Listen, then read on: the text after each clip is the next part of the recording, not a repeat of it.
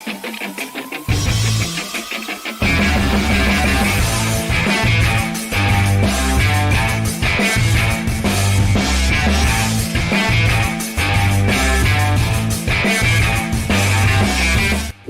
is up, RotoGrinders? 2 hours of nonstop NBA DFS conversation. It starts right now, taking y'all at the lock. It's myself, Chop, first hour and 15 minutes or so. We have a big boy slate, not messing around, just a few more days till we hit the All-Star break.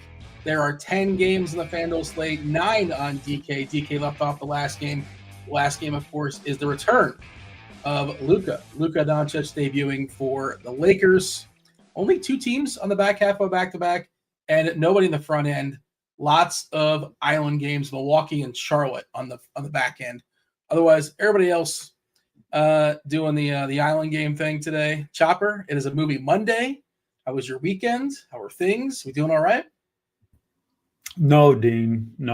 This is bad. This is awful. This is it's gonna take about a week to get over that Super Bowl, but I'll get there. No big deal.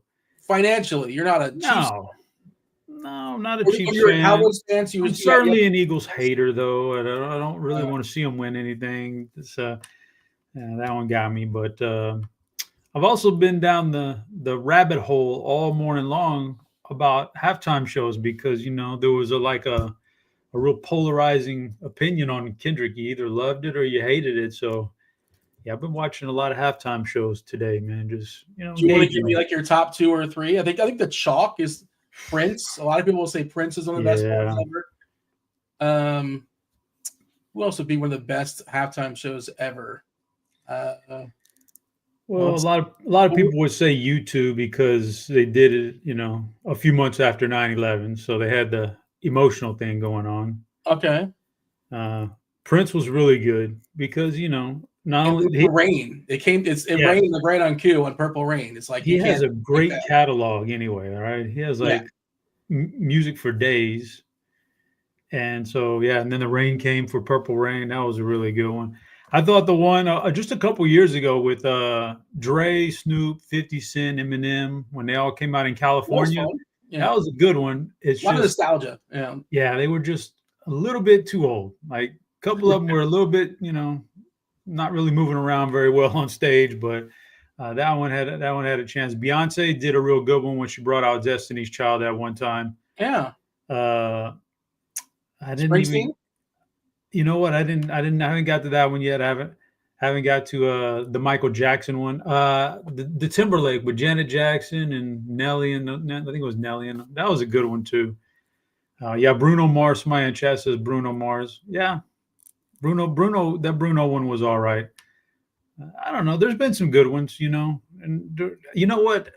Shockingly enough, Dean, I'm gonna say that the one where Katy Perry had Missy Elliott and those people in there, that was a pretty good one, man. Even though I'm not a huge Katy Perry fan, but people made fun of The Weeknd. I thought that one was all right. So there's been some good ones. I don't know where I rank Kendrick. I kind of like his catalog. I just don't think it's as deep as some of the other artists. And it's really like if you don't know him and you're not a huge rap guy, that probably wasn't the halftime show for you because that's pretty much a specific audience right there. But, I thought he was good.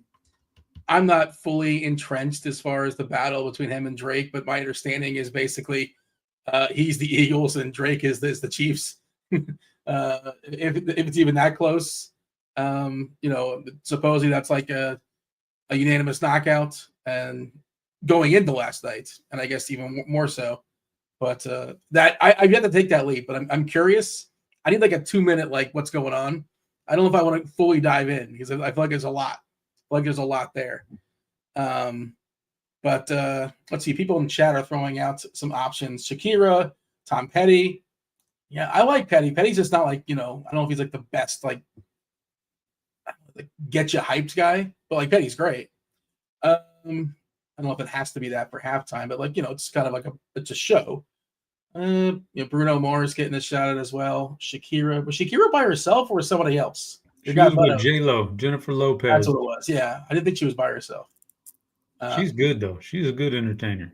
There's a gift that would confirm that. I remember there was a gift that came from the Super Bowl. I'm pretty sure that is Shakira. You mentioned Katy Perry. That's the left shark, right? Yeah. The famous left shark deal. But she has a surprisingly strong upper tier of a catalog also. Like, all those songs. Even though if you don't think you know them, all of her Katy Perry songs. You see them and you can sing them, along with her. So that was pretty strong. Give her credit for that one. Scotty's saying Taylor Swift. I don't think Taylor Swift ever did halftime. Brother, you're off. You're way off. I don't think it ever happened. Dean, crazy how that game went yesterday. I just know Travis Kelce was ready to retire right off in the sunset, maybe even propose on the field, after the game. And boy, did the Eagles ruin all those moments, man. What was it? Was it Boise State?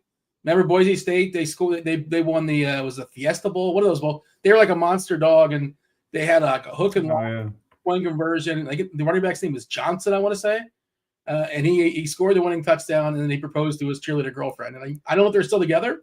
Hopefully, it worked out with those two kids because that was a fun moment. You know what I'm talking about? Oh, I remember, Dean. Yeah, I remember. I had a. You were on the other side. So stupid. They had a lot on Oklahoma on the money line, and like. Didn't really. This was like before. That was a while back, man. Yeah. Didn't really like.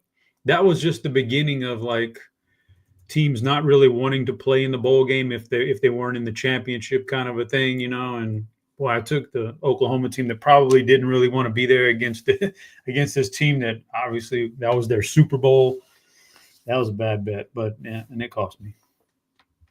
Our guy Butto is saying they're divorced, but I just did a quick Google, and apparently, according at least as of 2024, Johnson and Papadix remain married to one another after all these years. So living in Boise. So I don't know. Is your guy Butto like lying? Is that what's going on? Is he known for that? Just making up fake stuff? Nah, man, he's good. Did I do a bad Google? Did it just happen like yesterday? I'm not sure. I don't know. I don't know if maybe he's got some inside info. I don't know. I don't think he does. I think he's just making some stuff up. Yeah, there's no hockey for like 10 days or so, whatever it is. The tournament going up. There's no football. Pitchers and catchers, though. Pitchers and catchers. There you go. 7 days away or something like that. We're what, 5 weeks, 6 weeks away from the season. Can't get here fast enough, Dean. Can't get here fast enough. Yeah. Still nobody has signed out. Bregman apparently wants like a 7-year deal. Like, get out of here. Maybe someone will give it to him, but man. Mr. Predicto's still on. I forgot to turn him off. I don't know if you heard that. Never turned him off.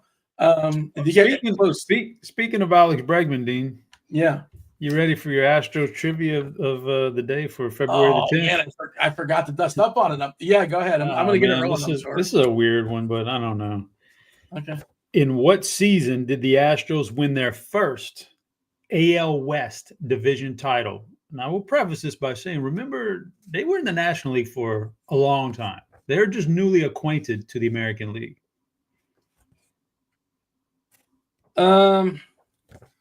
Let's see. I think they jumped to the American League. When did they go? The late 90s? The early aughts? Is that? I think around the time the Marlins and the Rockies came in, actually. That's probably when they did it, and the Rays. Were they good around that time? Is that the Killer Bees? Is that like Bagwell and Biggio? Killer Bees. I remember those guys. I'm going to say. Well, remember now, the Killer Bee, Bagwell was on the tail end of his career. And so I guess it had to be Biggio, probably already retired, when they made the World Series that one year. Remember they made the World with Carlos Beltran when he went crazy in the playoffs and hit like a record. That was when, and in the World Series, they were facing the White Sox. So they were still in the National League, and that was late 2000s or early 2000s. I think I didn't watch that World Series because I think my power was out from a hurricane. I remember listening to, that was the Astros and the White Sox. Yeah. I'm pretty sure my power was out from a hurricane. I remember listening to that game on the radio for some reason. 2001. That's your official guess? Yeah. Is that right? That is incorrect. How close am I? Not very. The Astros' first AL West division crown came 2017 when they won the World Series. That was the first time they ever won the AL West. Oh, I was way off. Turns out I don't know my Astros history very well, apparently. Did you get it correct? No, I did. I would have thought that they would have won something before then in the AL West, but apparently they did not. So was Lance Berkman also a killer bee? Did they cross over or no? Yeah, I think he was there at the tail end of those other guys' career. The original killer bees was Bagwell, Biggio, and remember Derek Bell. The old Derek Bell. He was a handful for a couple seasons. Padre? Toronto Blue Jay, I think, at one point. Yeah, I forgot about him. But yeah, he was a good hitter. All right, we got a 10-gamer today, Chop. We have a movie Monday as well. What's up, chat? Hit that like button, do subscribe, and turn on those notifications. Oh, is that the Broccoli Boy saying that was the Randy Johnson year? The Randy Johnson year? What? Did Randy Johnson play for the Astros? Yes. He did, right? Okay. He got at the trade deadline. Yeah, that for like 2 years. Yeah. A year or something. He played for the Astros. He bounced around a bit for different teams. That dude was insane. When he was on, he was absolutely ridiculous. Also on that Montreal Expos team that never had a chance to. Was he in that team with Pedro and Delano? And they had the strike. Remember the strike season? I remember. I'm pretty sure it was Pedro and Randy both on the Astros Expos that year. They had the best record in baseball. And I remember. Shortened season. All right. Should we drop the first clue for today's Movie Monday as we get going? We do a little discussion as far as today's big boy slate. 10-gamer on FanDuel, 9 games on DK. There are a plethora of good players that are questionable. So wish we had more news. It's going to be like this probably all week as we close in on the All-Star break. I'm guessing guys that might get a day here and there, give them a little extra vacation. Anybody that's dealing with something might just say, well, screw it, let's give them an extra week and just kind of leave them out. But Suggs is doubtful. He's been bouncing back and forth as far as doubtful and out and questionable. He's doubtful today. For Minnesota, we have Anthony Edwards, who's questionable. Mike Conley's also questionable. Boston, Jaylen Brown and Tatum questionable. Probably one sits. I don't know. Tyler Hero's questionable today. He's ill, midday downgrade. We're expecting Wiggins to play for Miami today as well. What a mess with the Mark Williams is not going to be playing for Charlotte today. That whole trade that got flipped over. What a disaster. Just the awkwardness of him walking back in and going back to the Lakers. And the Lakers don't have a setter now. They're kind of screwed. They really they're not in a good spot now with that trade being rescinded. But apparently there was some issue with the medicals. Giannis, of course, we know he is out there in the back half of a back-to-back. Lillard is questionable with a hamstring. He's really, really chalky if he goes, and if he doesn't, Bobby Portis, if he wasn't popular enough, going to get even more popular, as will Kyle Kuzma. Exum and Christie are questionable. PJ Washington, the bigger deal there for Dallas. Jeremy Grant is questionable. Michael Porter is questionable. And I feel like I probably missed somebody else. D'Angelo Russell's questionable. That's not that big a deal. There's a lot of good players that are questionable is the point of this slate. And, we'll get news trickling on through. And if we don't get it, crunch time's going to get it. And if they don't get it, stay tuned with the slate because that's just kind of where we're at. We're playing games at 9:00 on DK, Portland, Denver, and 10:30 Utah Lakers. We are expecting Luka to go. Same with LeBron. But the first clue is scrolling, Chop. Bottom of the screen. Get yourself a week free of RG Premium. Tell me what movie I'm talking about. Go to the Discord channel, RotoGrinders.com/Discord. Live stream chat channel. Tell me what movie I'm talking about on a Movie Monday. One clue, one guess per clue drop. Rose is the first clue. Chop, anything big picture-wise you got as far as this slate? It's a lot of moving pieces. Got to stay tuned. It's too much, Dean. It's too much. But all I'll say is that the Anthony Davis Dallas tenure was actually shorter than the Mark Williams Lakers experiment, if that's even possible. They got the full Anthony Davis experience in one game. He was amazing, and he was hurt. crazy. But I mean, there's just so much here that I don't even know what to do with all this, Dan, if we're being honest. Big picture, there's just a lot of questionables, and it's going to dictate an entire lineup. Like if these questionables, if even half of them end up sitting, which is a possibility because, like you said, this is the last week for basketball before the All-Star break. So guys are already, some of them are already kind of like on vacation. So in their head. So, I mean, I don't know, man. We're just going to have to play it by ears, guys. I don't know. I don't know what to tell you. Yeah, it's tough. Yeah, it's going to be tricky. I think Steve's saying ignore ownership. Well, ownership stuff's going to change. I think as pieces change, you can, our projection team, the players are currently probable they're in, of course, but if they're questionable, they're going to project them in. They're going to lean in unless there's a clear and obvious reason not to. But pieces will be shuffled around. There are 3 early games at 7:00. Charlotte, Brooklyn, 7:30. Boston and Miami, the other 7:30 game. But again, there's some stuff we got to pay attention to later as well. And I want to leave some spots for, I think Lillard's going to play, but I don't know. I'm not sure of that. Back half, back-to-back, and he played a lot of minutes yesterday. They played early, if that matters. They played an earlier game, so a little bit longer as far as recovery time. And then I love the 8:30 game for Sacramento, Dallas. We talk about high and tight, 236.5 and a 1-point line, and 2 of the worst defenses the last 10 games. And also super tight rotations. And also Dallas can get even more congested if we happen to lose some pieces. Really like PJ Washington. Chop. Several people in chat did guess Titanic, but it's not. It is not Titanic. I could not be that. I mean, I understand why. I get it. But Rose could have scooted over, right? She could have scooted over. We've determined this. I wasn't there, but you would think there was plenty of room on that door. She was sprawled out. Like she could not make room, I guess. But, I think they did a Mythbusters on it to try to see if there's actually enough room for Jack, right? Jack Dawson? Leo. Well, yeah. Yes, Leonardo DiCaprio.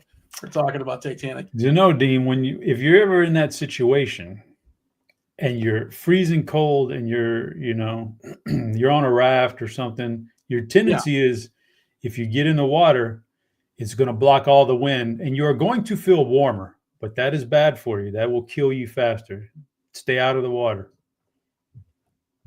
Yeah. Just if you're ever in that situation. And with the way planes are crashing these days, you never know when you might be in that situation. Well, there you go. Yeah. Well, thank you for that helpful hint for the off chance. The chop facts are coming early today. Just diving in. We're diving in game by game. Doing it. We ain't got no choice. Unless you got anything else where we're going to dive in. We covered the Super Bowl. Got our first clue. Some trivia. I think we knock out some games now. All right. I'm over in the Discord channel. Stacy's guessing Kingpin is a great movie. It's not Kingpin. It's not Troy. That's a good guess, man. Kingpin. Because of the bowling ball. That's a very good guess. Yeah. Bill Murray's bowling ball. Yeah. I wonder if it still holds up. I've not seen Kingpin in forever. But it is not. I see what you're doing there, Romeo and Juliet as well. So some good guesses in the Discord. Keep them coming. New clue dropping shortly. Okay, so first game, Minnesota versus Cleveland. 231 is the total. Cleveland is a 10-point favorite here. It's really tricky for Minnesota because we have Ant, who's questionable. Conley is questionable. DiVincenzo still out, of course. Randall's still out. So some moving pieces. Cleveland, we're expecting the arrival. We got DeAndre Hunter. Max Strus is questionable. We have Strus currently projected to start. And Hunter would presumably take his spot if Strus is out. Hunter might just flat out start. I don't think he will, but maybe he will. Dean Wade, of course, is out for Cleveland as well. Kind of in a waiting period, kind of a holding pattern here for Minnesota. Your thoughts, the best we can do.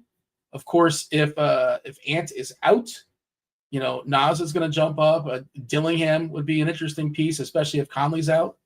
How do you see Minnesota, Cleveland, best we can do right now? Yeah, it's not. I don't know. It doesn't really like jump off the chart to me. You can certainly play Nas Reed at under 7K still. Like it feels like the price is creeping up, but he just keeps on crushing, man. Like he's delivering some big time games. He's got 20% tonight or so. So I don't know. I don't think I'll play him, but I certainly wouldn't be smirchy if you did. He's putting up some massive games. There's nobody else in the game that really like appeals to me in a major way for DFS tonight. You could always go like a Jared Allen or somebody like that. Well, I guess we'll see. Maybe Rob Dillingham. He's 4K though. I think last slate I played, he was 35. That felt a lot better. 4K, you're kind of pushing it a little bit, but assuming the injuries break down for him in the right way and he gets the start, but you never know. He might not though. But yeah, I don't have a lot for DFS in this game. I guess I would just say Nas Reed. And then I would say, though, DeAndre Hunter for Cleveland is not a DFS guy I'm going to touch with his new team right now. But what a great real-life acquisition for a team that's already the number one seed in the conference. That's a really good player to pick up for practically nothing. You're on mute, Dean. Nobody really gives Cleveland any sort of concern, but for sure, Cleveland could make some noise. Yeah, I agree. It was a good pickup for them. They'll need him for defense as well. I don't know how healthy they are as far as Okoro long term and how much Okoro, of course, hurts them offensively, but good defensive guy, way the good defensive guy as well. I don't know how serious his injury is, but just a nice addition, for Cleveland. I like the call. Nas, most popular guy in this game right now at 17% currently. Jared Allen coming in at 10% on DK. Otherwise, everybody else in the single digits. Of course, that will change. We have our if-then. Like now, this is like both of them. If both Edwards and Conley are out, Dillingham would get 28 minutes, so he would look really, really good, and Clark would get 32. So both those guys would project pretty well, and then Nas will project for 40 plus DK, 40 plus FanDuel. Gobert, a positive play. Jaden McDaniels has been out of his mind lately. He's just really priced up, but he's kind of justifying that price. It's weird to see him at 6'4", but that is where he's at right now. Yeah. Anything else of notes, or shall we move on? Spurs, Wiz, 237.5 is the total. Washington is 11-point dog here. A lot of the guys are projecting pretty well. Marcus Smart is out. Sarr is still out. Chris Middleton not with the team, which is weird, but okay. Gill is out. Another one of their bigs, Keyshawn George, is available. As far as San Antonio, they are as healthy as we've seen them in a while. Of course, the only one really out for them is their backup big in Bassie. Yeah. We love picking on Washington. San Antonio is pretty healthy. The Washington pieces are a little bit more popular in this game, but for sure, I think Wemby is an awesome tournament play. I agree with Fox as well. Your thoughts with the Wizards and the Spurs? Well, Wizards Spurs. So I had a question in chat a minute ago from Carolina guy who's a FanDuel guy. Whoa. And it was a FanDuel favorite GPP stud that's low owned.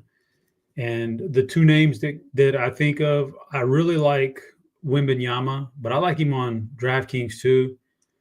But there's another. So we're on Wembanyama, so you could play that one. But Luka also over there is going to get no ownership at all, hardly. And how many minutes does he play? I put him as like my 8th favorite point guard on FanDuel today because when he's full Luka, he's like 12K, right? He's like 10-8, so it's kind of a good. He's going to show off with LeBron, man. He's going to show off, and they got shirts. They make shirts, and they have just Luka and LeBron is all they have really. Like that's their two stars, and I just feel like so yeah. But if you don't want to take the chance on his first game and all that other stuff, Wembanyama, which we're on right now, I think can't believe his ownership's under 10% on both sites, or right like around 5 on FanDuel, I think. Yeah, so. And I say that because this is just a great matchup for him. All three levels, or all three levels. He can score in the paint on this team. They don't defend the three-point shot, which nobody can really defend his three-point shot anyway. But he's gonna shoot a lot. That accounts for the most of his points right there. So he's gonna hit threes. He's gonna get in the paint, and they don't rebound. He's their best rebounder against a weak rebounding team. There's a lot of paths for him not to fall flat tonight, and that's really good. So I like that. And then obviously he has the upside. If he hits up a bunch of stocks tonight, you're really in good shape. So that's my number one guy from this game. De'Aaron Foxes look good in the San Antonio uniform so far. We're going to get a lot of ownership on Rashawn Holmes, who's had some good games here. How do you feel about that? I don't feel great. I don't like it. I mean, I won't play Rashawn Holmes. I almost guarantee not to play him, but I don't hate you if you do. He's still under 5K on DraftKings, been putting up good points. Jordan Poole is still cheap too, man, on DraftKings, so you can go that route. Yeah. But I think I'm not too enthused about not as enthused about the Washington side as I am the San Antonio side. I'm probably living with Wemby, maybe a little Fox in tournaments. And I don't like the rest of these guys at all in this game. Keyshawn George is okay, I guess, with the injuries to Washington. I guess you could go that route. Yeah. Although we're going to get some Malcolm Brogdon here. Kind of, I don't know. I don't know how I feel about that either. Like the Brogdon and Holmes thing. Like, what is their incentive to play these guys? The trading deadline is passed. They're going nowhere. When they're theoretically good, these guys are not going to be long gone. I just don't. And they're going to play Holmes, I guess, 25, 27 minutes or so. And I guess the other part of it is they have nobody else, right? As far as their bigs, they're without Sarr. They traded away Joval. There's Vukcevic there, but they don't have. And you need size against Wemby. That's also like one of the reasons why Wemby I think is awesome tonight, right? No team gives up more rebounds collectively than Washington. No team gives up more points than Washington. The most made threes are top 2 or top 3 as far as made threes. They give up points inside, outside. Don't discriminate. They'll give it up any possible way. There's a couple people in chat talking about it's hard to play Wemby when Jokic is on the slate. I think Wemby's a little bit cheaper, and Jokic is always good.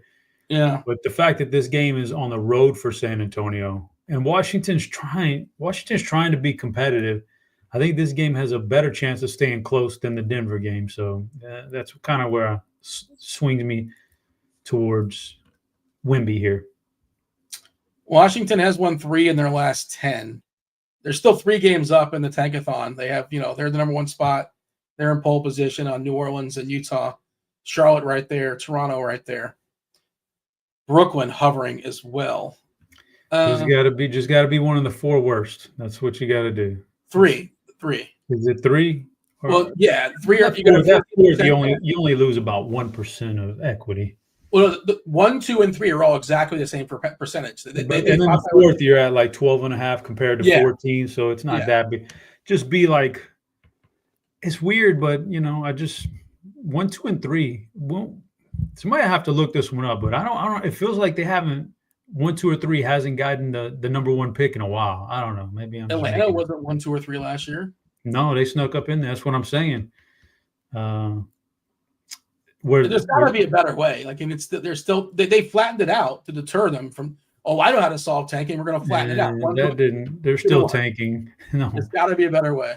Got to be a better way, Dean. Just the GM's maybe a free throw shooting contest or something for the number 1 pick. I don't know. Something. A little horse, a game of horse. Isn't Danny Ainge the GM of Utah? He was probably so Dean, how about this? We have an in-season tournament to spark up the, December month, with a little in-season action, and it's good. And I think that was a success. How about near the end of the year? At a certain point, we stop the tallying of the records and we just take the bottom so many teams and we say, you have now an in-season tournament and the winner gets the number 1 pick. The winner, and we'll go winner number 1, second place number 2, and we'll go all the way down the road. And then that way, the whole last month of the year, instead of tanking, these teams are actively trying to win games. I don't know, just spitball. Well, somebody's going to game the system to fall back into that tournament. You know what I mean? Fine. I'm on the bubble. I know I can't win the title, but I know if I get in this tournament of all the terrible teams, I'm the best team. Then how about it's a binary thing. Either you make the playoffs or you're in this tournament. And these teams who are on the cusp of the playoffs aren't going to not make the playoffs just to make the tournament, the play-in tournament at the end to get the number one pick. So I don't know, there's something just out there. Different ways the game. I like. Yeah. There's a better idea. I don't know what it is. But where's our buzzer at? We got big news here. Where's our buzzer? The other thing is what I'm on the Wizards and I'm a free agent in the offseason. What do I care if they get the number one pick next year or not? I don't care. I guess I want to play well, but every player wants to play well. The people who aren't playing well are it's the front offices that are active. We got a big news here, Dean. Tyler Hero is out. That's big time. That's big time. That is interesting because we'll see how that works out. I wonder who's going to draw the starts. Don Easy saying Terry Rozier season. No, please no. They added Davion Mitchell as well. Okay, I'm curious what projections are going to land for that. Yeah, Mitchell. I've seen enough of Mitchell. He kind of fits in for my. I mean, I'm not. Yeah, he's a great Miami player. He's a Miami guy. He just doesn't have any offense. He's a great defensive guy. Fits in. I think he's a pro. He'll stick around in the NBA for a while. He just doesn't have any offensive game. So they'll like him. They'll get the best out of him, but he's not a game changer in any capacity. But a good little piece to have on your team in Miami. Okay. Anything else as far as San Antonio, Washington? We're moving on, right? We're moving on, and we're just waiting for news. Oh, the second clue, by the way, we're behind the clues. That's my best. Clues. First clue is Rose. Nobody successfully guessed it on Rose. Nobody banked it. No hole in one. But the second clue is Authority. Rose and Authority. All right. Let's go ahead and knock out game number 3. Game number 3 is Atlanta, Orlando. We just got Suggs officially ruled out. We just got Orlando's official starting lineup as well. 222 is the total. Orlando is a 5-point favorite as far as who's in and who's out otherwise for this game.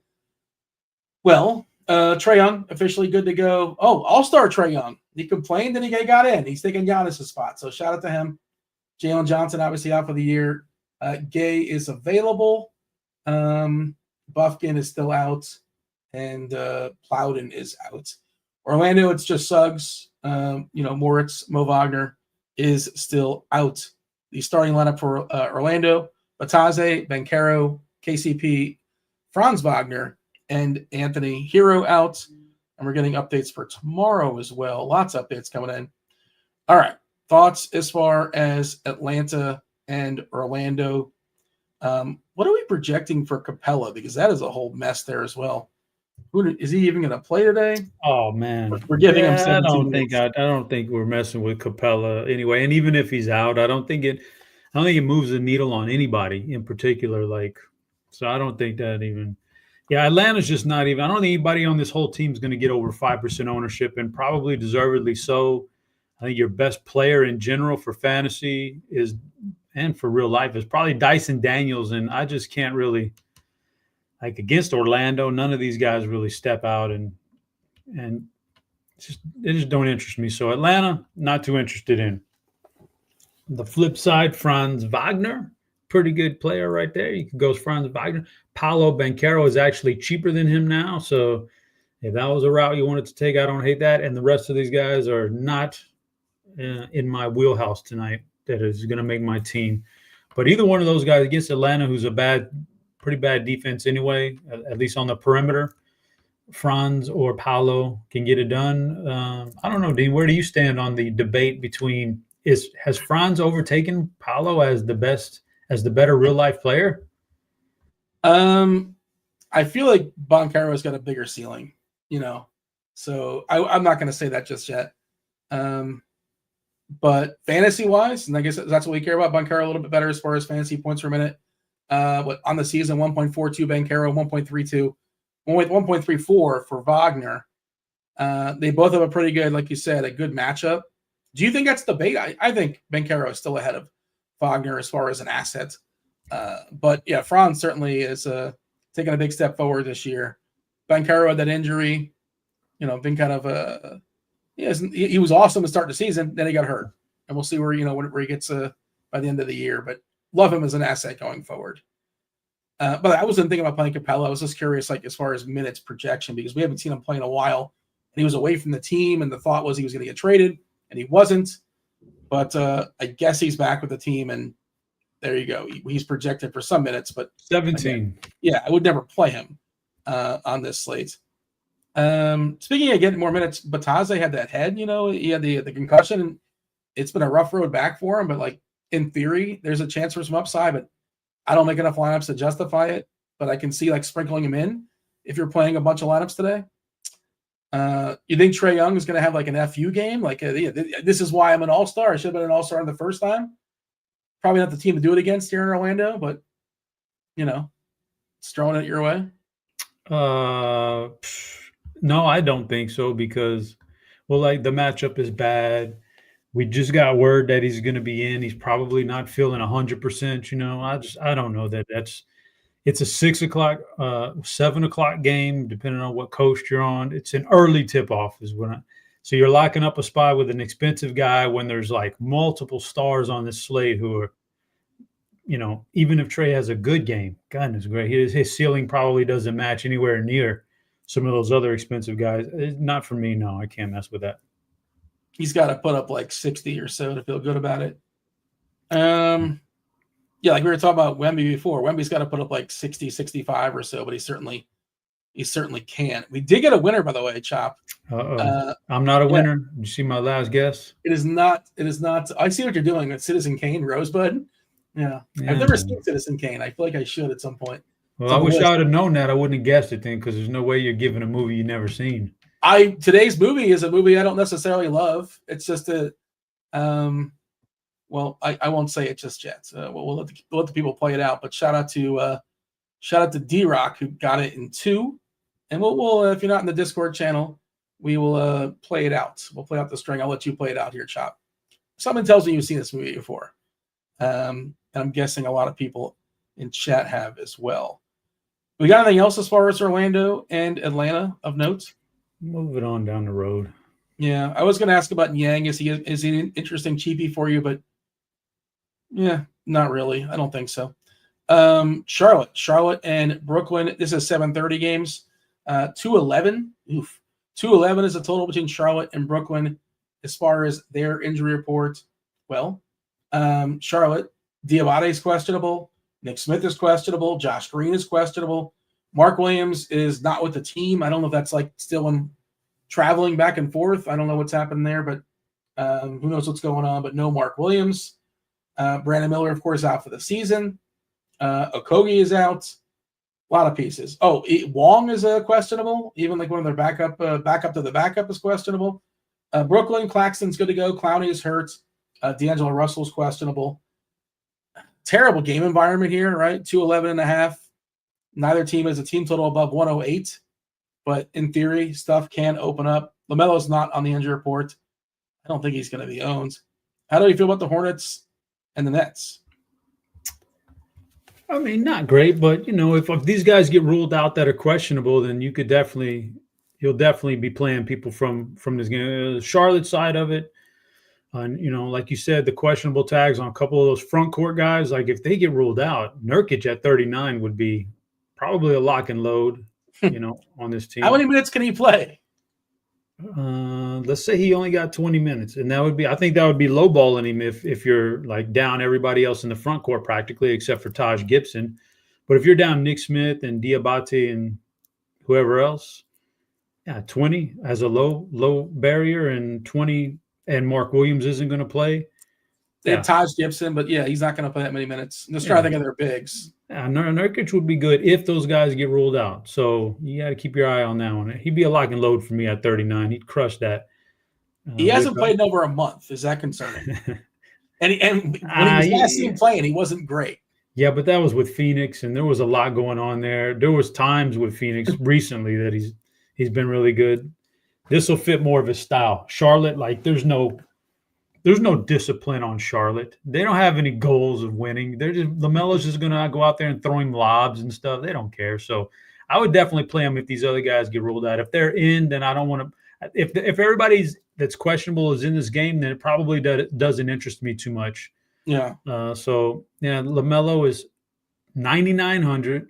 Yeah, can't do that. There's too many, just give me the extra money and I'll get Wemby, who could get, 5 steals and blocks tonight. So that side of it doesn't intrigue me. The Brooklyn side might be worse. Like they're just not good, but yet they still play kind of to win games. I don't know what they're doing, man. They got their own draft pick, just tank away, but they're still winning games.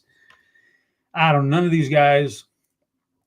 Like if you're a casual basketball fan, you probably could name 3 guys on this roster right now that are active. No way. They can't agree. I just don't. Charles Barkley might not be able to name 3 players. I guarantee you, Barkley could not name 3 players that are active tonight for Brooklyn. This is who we play for. This is just not good. Although they did just ditch Ben Simmons, who got bought out, so maybe that opens up a little bit of time. Yeah, I think it's worth a shot for a contending team. You never know. His defense and ability to handle the ball as a point guard, as a 6'8" point guard. Maybe if you use him the right way, could help you win real life games. But there's nobody else on this team I see. This is an ugly game, man. This falls right in line with the rest of the games we've talked about. It's just ugly. It's going to get better later. Yeah, as things stand right now, I'm with you. It's really hard to get excited. I am really curious if we lose Diabate, how many minutes we can get out of Nurkic. And it's something I was thinking about earlier today. Can he play like 26? And if he plays 26, that should be enough. We're projecting 18, and that's on the bubble, right? And center, there's priority to the position as well, opportunity cost. But yeah, if we lose Diabate, I'm really curious where we put it. And maybe would it be? It wouldn't be Taj and Nurkic playing all 48, right? They would have to play some small stuff. Yeah, and against Brooklyn, you can get away with that against Brooklyn, I think. Yeah, Dean. We'll see. A couple games ago, we talked about Minnesota. Big news coming in the association here, Dean. Big news. Yeah. Alex Rodriguez, the ownership group, is going to get the majority purchase of the Timberwolves, Dean. I think that's big news. I thought he was a minority owner. He's now going to be a part there was a dispute on that. The guy wanted to take back. I think he said that they weren't making the payments on time. I think what he just had seller's remorse, and he was just trying to grasp at straws. My team was all of a sudden got good, and man, I don't want to sell it now. But they're going to give it to Rodriguez and his ownership group. So, Dean, I'm going to go out on a limb, and I'm going to make a prediction that with that, they're going to pull a Dallas Mavericks with their new ownership, and they're going to trade away and get rid of Anthony Edwards. Watch what happens in the next year or two. Anthony Edwards is going to be gone. to the highest bidder, he's going to be gone, and I'm here for it because I want to see him in a Rocket. Like they're not going to want to pay him the max, is what you're saying? Yes. Now they're going to be more financially fiscally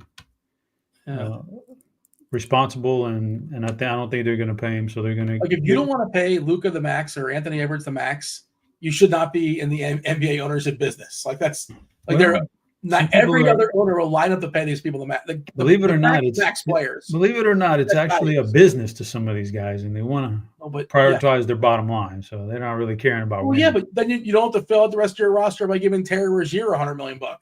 Like you can lowball your roster and get away with it, but yeah, I just think that he's going to be on the block in the next year or two. So I'm looking forward to that one. He had that reaction to Luka's trade. That's what he said. He's like, "Oh, if Luka's getting traded, then I guess I'm going to get traded too. I guess anybody's available." That's kind of funny that you mentioned that. Get ready to speak rocket, Anthony Edwards. Miami's open. They're going to be ready to go in 2026. All right. Speaking of the Heat take on the Celtics. I thought you were going to say the big news was that Anthony Edwards got an update, and it's no update. He's the game time decision. That's the other worthless news. We got thanks for nothing, Minnesota. The Heat, 215.5 is a total. They're 5-point dogs here. We're expecting, we know now that Tyler Hero is out. I feel like there might be a counter on the other side for Boston. They're probably planning on resting one of their guys anyway. These guys are going to the All-Star game. Tatum is, right? I don't know. Is Brown going to the All-Star game? I'm not sure. But maybe giving them a day before they go. I could see them resting, if not today, maybe Wednesday, maybe one of those guys. Stay tuned, of course. They're both currently officially questionable. Rest of their injury report for Boston, well, Torrey Craig is out. Drew Holiday is out. For Miami, no Tyler Hero, no Jaime Jaquez. Jovic is available. We're expecting Rozier to start now with Robinson, Wiggins, Bam Adebayo, and Khalil Ware. I just updated our projections. Oh boy, I think Rozier is projecting well. 30 minutes, revenge game, drawing the starts. Yeah, I think he looks pretty good now, assuming he's drawing the starts. You want to start there? How do you feel about Terry Rozier if he's like kind of a chalky piece? I guess I don't mind Tyler Hero being out. Ali, I'm gonna give this a quick refresh, Dean, because I did not refresh it with the Tyler Hero news. Yeah, we got it. The projection team's all over it. They like Rozier. Yeah. Yeah, he's looking pretty good at 4,800. So I guess oddly enough, Rozier would be a lot more attractive to me if they're going to sit Tatum and or Brown, especially if they sit both of them, because the Boston perimeter defense is still good, and it's going to always be good with Derek White and in there. But if you lose Drew Holiday, Jaylen Brown, or Jason Tatum, all of a sudden that matchup becomes a lot friendlier for Terry Rozier, who could take advantage of it. So, yeah, I guess I'm kind of waiting on that before I make that decision on Rozier. If those guys are healthy, we still got a good perimeter defense for Boston. I'm probably not as into Rozier. It's not like he's dirt minimum, man. Under 4K, he's 4,800. You know, you don't have to play that. Bam is okay. He's an inside guy. Boston, if there's one thing you can do against Boston, it's kind of get on the inside and grab some fantasy points on the interior. So I don't hate him. Like Bam's going to get fed here, right? Like no Hero. Butler's long gone. Yeah, Bam's going to get some shots, and he's going to get his rebounds. He's going to be up in the middle against guys that he can get block shots against. So I like Bam here. That's a really good price tag for his upside. Other than that, on that side, similar to Bam, if you want to not play Bam and save the money, you could play Khalil Ware and hope it's a Khalil Ware game for the same reasons that I just mentioned for Bam. He's a good player. He can rack them up. So, yeah, I don't mind those angles of it. Rozier is the big one. And Mardon says, give us a great value chop under 4.9. We'll keep looking, and I'll get you one before the end of the show. So on the other side over there, Al Horford. Rozier's 4.8. Yeah, that's not my great value pick. I can guarantee you that much. Jovic is 5.3. Yeah, Al Horford's getting the most ownership on this team, probably more than likely tonight. I don't know that I like that idea. He's 3.9. He's got power forward eligibility. But man, does he have a low floor? Mm-hmm. I typically don't like those guys like that. At this point, we're going to see what happens with Brown and Tatum. It's going to dictate everything with Boston, obviously. But even as of right now, if one of those guys sits, boy, I like Derek White. I like Derek White quite a bit. I could see Derek White really doing some good in this slate if we lose one of those two guys. Especially if we lose them both, he'll be awesome. But Porzingis is definitely playable at 7.8 in the mid-range. And you mentioned Pritchard? Pritchard's going to – at 5.8, I'm going to need – both of them. Yeah, probably. At 5.8, Pritchard's pushing it, but he's definitely – it's all going to hinge on Brown and Tatum, who are both questionable, and we don't know right now. RF then is set up for both out. So, grain of salt, Tatum and Brown, but if both are out, White, Pritchard both look really, really awesome. Porzingis looks good, and Cornette would be an interesting cheapie as well. Hauser would have a positive value too, as like a tournament dart. Debut tonight for Wiggins. A lot. Curious to see how he melds in with Miami. Rozier is 5.5 on FanDuel, so a little less playable over there. I guess he looks pretty. He projects well. He projects well for Miami tonight. But we know Rozier is just uncomfortable, I guess. But we're giving him 30 minutes. But we also know Spo's rotations can be fragile, and a lot of times they're dependent upon how way a player particularly is playing, and that's the kind of thing you can't necessarily predict. Unless talking about Terry Rozier, he's probably going to play bad. Well, we'll see. Anything else? Moving on. We need a clue, though. We need a. Oh, never mind. Well, somebody got it, but I haven't got it. So yeah, if you want to give the rest of us a clue, we'll take it. Yeah. You can cheat and look in the Discord. Otherwise, we can play it out. But the third clue is rabbit. Rabbit is the third clue. Rose, authority, and rabbit. Those are our 3 clues so far. So there you go. All right. New Orleans, OKC, scheduled blowout, 234.5 is a total. OKC is a 17-point favorite here. Who's in, who's out for this one? Well, New Orleans, no Brandon Boston, no Bruce Brown, not with the team. Is he going to play with them ever? I don't know. Herb Jones might be out for the year. They're not saying anything. He's hurt. CJ McCollum is out. Murray's out for the year. Kellyo not with the team. Why aren't these guys showing up with the team? I'm not sure. OKC, no Isaiah Joe, no Mitchell, and no Kason Wallace. We saw them run Holmgren and Hartenstein together in the starting lineup, which is just like, man.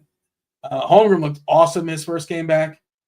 He's so good inside, blocking shots. He has the length to get rack up a bunch of steals. Just his price, you really can't play him just yet because we're not expecting to get a full delegation of minutes just yet. SGA has been the best player in basketball, if not the best, like top 2, top 3 all season long on the best team in basketball. Somebody asked in chat about some cheapies. Jose Alvarado, we're expecting him to draw a start tonight, as well as Hawkins, Murphy, Zion, and Nisi. Alvarado projects really, really good, especially on FanDuel where he's 4.9. He's 5K on DK. Probably going to have to run a bunch of minutes tonight. I think he's pretty good for cash games, if nothing else. Alvarado probably in your cash game lineup tonight. Probably a blowout. If you want to bet on that blowout, I think Antonio Reeves is an interesting piece. That's more like a large field, 3K guy throwing a dart. What do you have, Chop? OKC and the Pelicans. They're just going to wallop them, right? That's the problem here for SGA and Jalen Williams. That's the problem. So New Orleans, on the New Orleans side against OKC, still a good defense. Still going to be tough.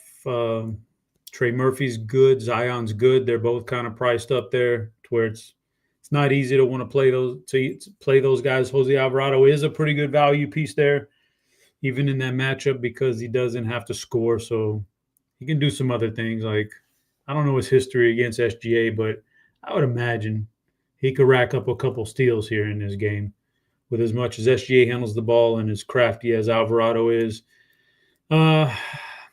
The front line matchup used to be a good one against OKC. I'm not sure it's so good anymore. Got to probably adjust our models to that. So Yves Missy's not really somebody I'm looking at.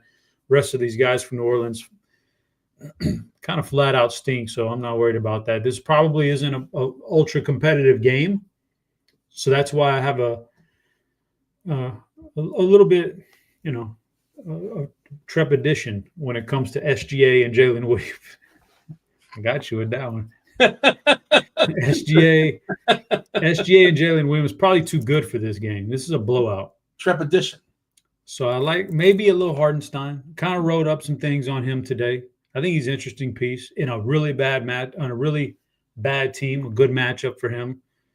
I like that one. Also, I was intrigued, man. We've talked about this before. Like, Oklahoma City always seems to have like a role player out there on the wing or the backcourt that does kind of well at every single game, right? And we're missing 2 of them today, Wallace and Isaiah Joe. Yeah. So it's even more minutes for some of these other guys. Who's going to be that guy? I wouldn't be surprised at all if one of those guys, somewhere between 4K and 5K, there's like a handful of guys on this team. If one of them steps up and has a really good game, wouldn't be shocking at all. Maybe that's Caruso, Wiggins, or Dort, but it's a bad team over there on the other side. I just think the role players for Oklahoma City are going to be a lot more impactful for DFS than the 2 stars are. So, I mean, you're kind of taking your chances, but that's where I'm at with this game. If you made me guess, I would take Wiggins if I'm going to pick somebody amongst those wings. We saw that he had a 40-point game that one night. Of course, you can't assume that's going to happen, but it's hard to see Caruso really get loose because he only shoots so much. Like, he has to get there through weird things. He can make a crazy efficiency from 3 and a bunch of stocks, And he only plays so many minutes is the other part of it, just because he's fragile and they need him for the playoff run. Speaking of Wiggins for Miami, Wiggins officially in, Kyle Anderson officially in, Mitchell all officially available to play tonight.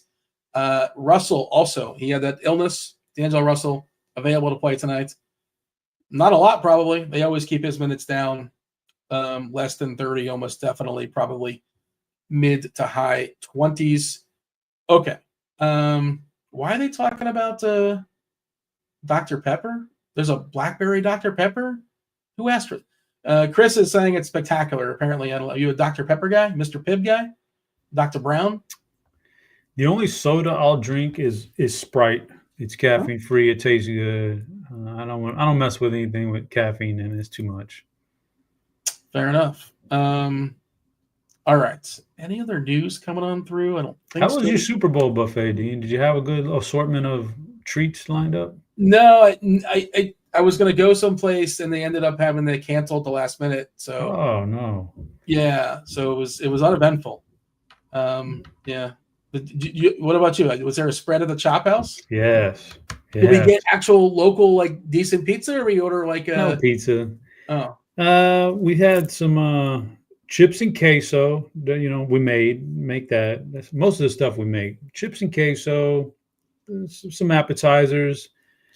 For two of the kids, they like wings, so I got them some Buffalo Wild Wings, honey barbecue. That's what they'll eat. So I got a bunch of those. Got some hot wings for myself, but the main dish right when the game started was our seafood boil. We did a seafood boil. Oh, it had shrimp and crabs and sausage and all the that's good stuff in it. Out of the South, from South Carolina or something like that.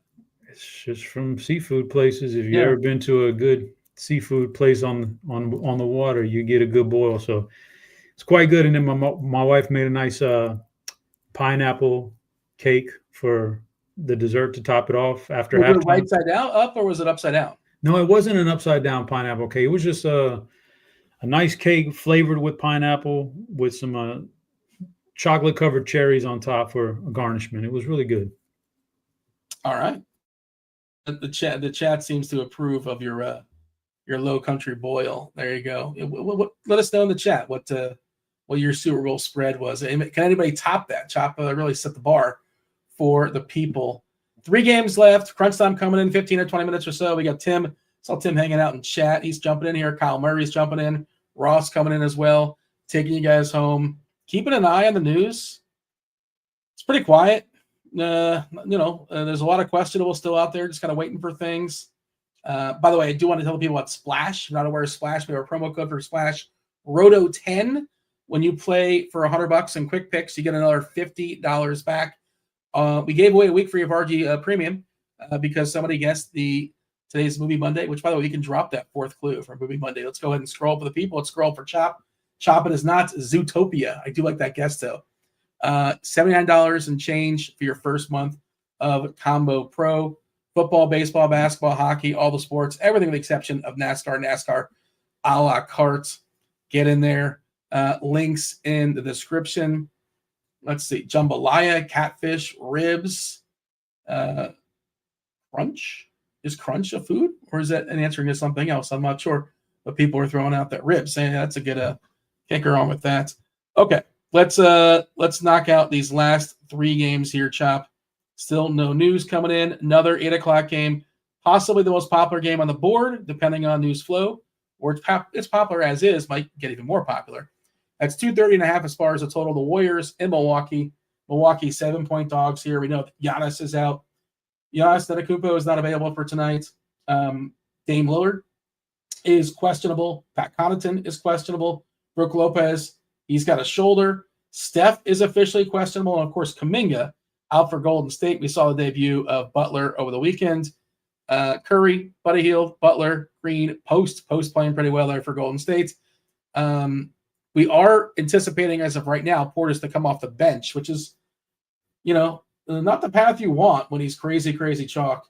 FanDuel was not messing around. I think they made him 8.5 or so, which is he's 6'3" on DK, and he projects pretty well coming off the bench. But I don't know how you get there in FanDuel. I guess you can. I shouldn't say it that way. 8.5. Of course, if we lose Lillard, then, yeah, you pay 8.5 for Bobby Portis. Who, by the way, I believe I saw somebody. I believe it's his birthday today. Does that change things for you, Chop? I don't know. Talk to me about Golden State and the Warriors. Well, Golden State is the Warriors. Oh, and the Bucks and Milwaukee. Okay, I thought we were looking at a different league. So, Golden State doesn't have a lot that interests me except for Steph Curry still at $8,700 on DraftKings. If he's got the questionable tag too. So, and Max Strus is ruled out today. But Curry has the questionable tag. If he plays, yeah, man, I like him. I like him in this matchup. Well, you get some 3-pointers on Milwaukee, that's for sure. They'll give that up, and that's his MO. I would say that not that I'm going to play Jimmy Butler. Well, you know what? Who knows? He's under 8K. Looks great with his new team. I think there's a little fire there, and it's always been a mental thing. Right. It's always been a mental thing for Jimmy Butler. So, yeah, maybe Jimmy Butler, especially if Curry were to get ruled out, $7,800 Jimmy Butler would be pretty damn awesome, I think. So we have to wait on that one. But if Curry plays, he's my guy over there.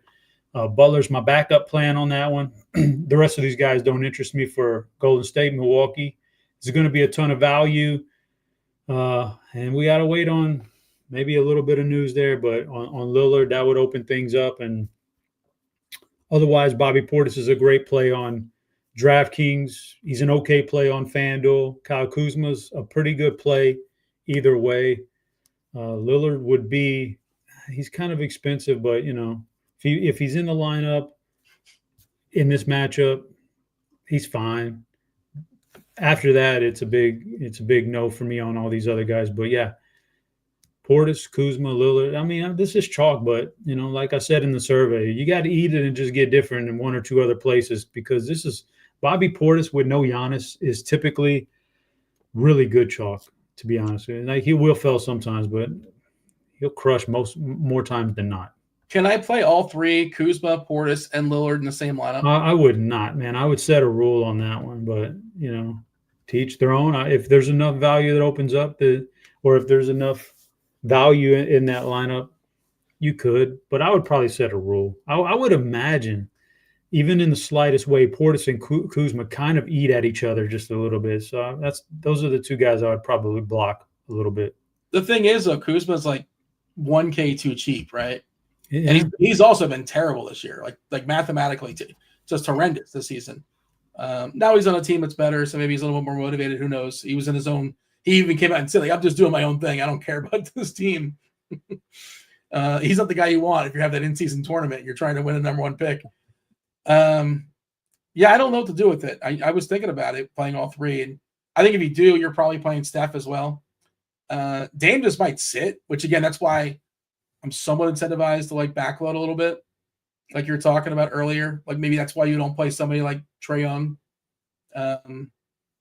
Yeah. But Kuzma is 5-3 on DK. Looks really, really good. Portis, we're giving him 29 minutes right now. And that's coming off the bench. He would probably get a couple more if he starts. We'll see. And then we give him more than that if we happen to lose Lillard. Anything else of note here, or shall we scoot along? The only thing I would note is in chat a question: DeAndre Hunter with Strus out. I still don't want to go DeAndre. I still think they're deep enough that I don't think I want to play DeAndre Hunter tonight or any of the Cavs backcourt, but it definitely helps with Strus out, but I'm not on that Mardon. So let's see if we updated that. I don't think we had. Yeah, there's 28 Strus minutes to go around. We have 28 minutes going to Hunter. He might get to 30, right? Like they probably don't want to push him too hard with his history of injuries. We got Jerome projected for 22, Merrill for 7. Jerome and Merrill will get a little bit of bumps. Porter probably gets a few more minutes as well.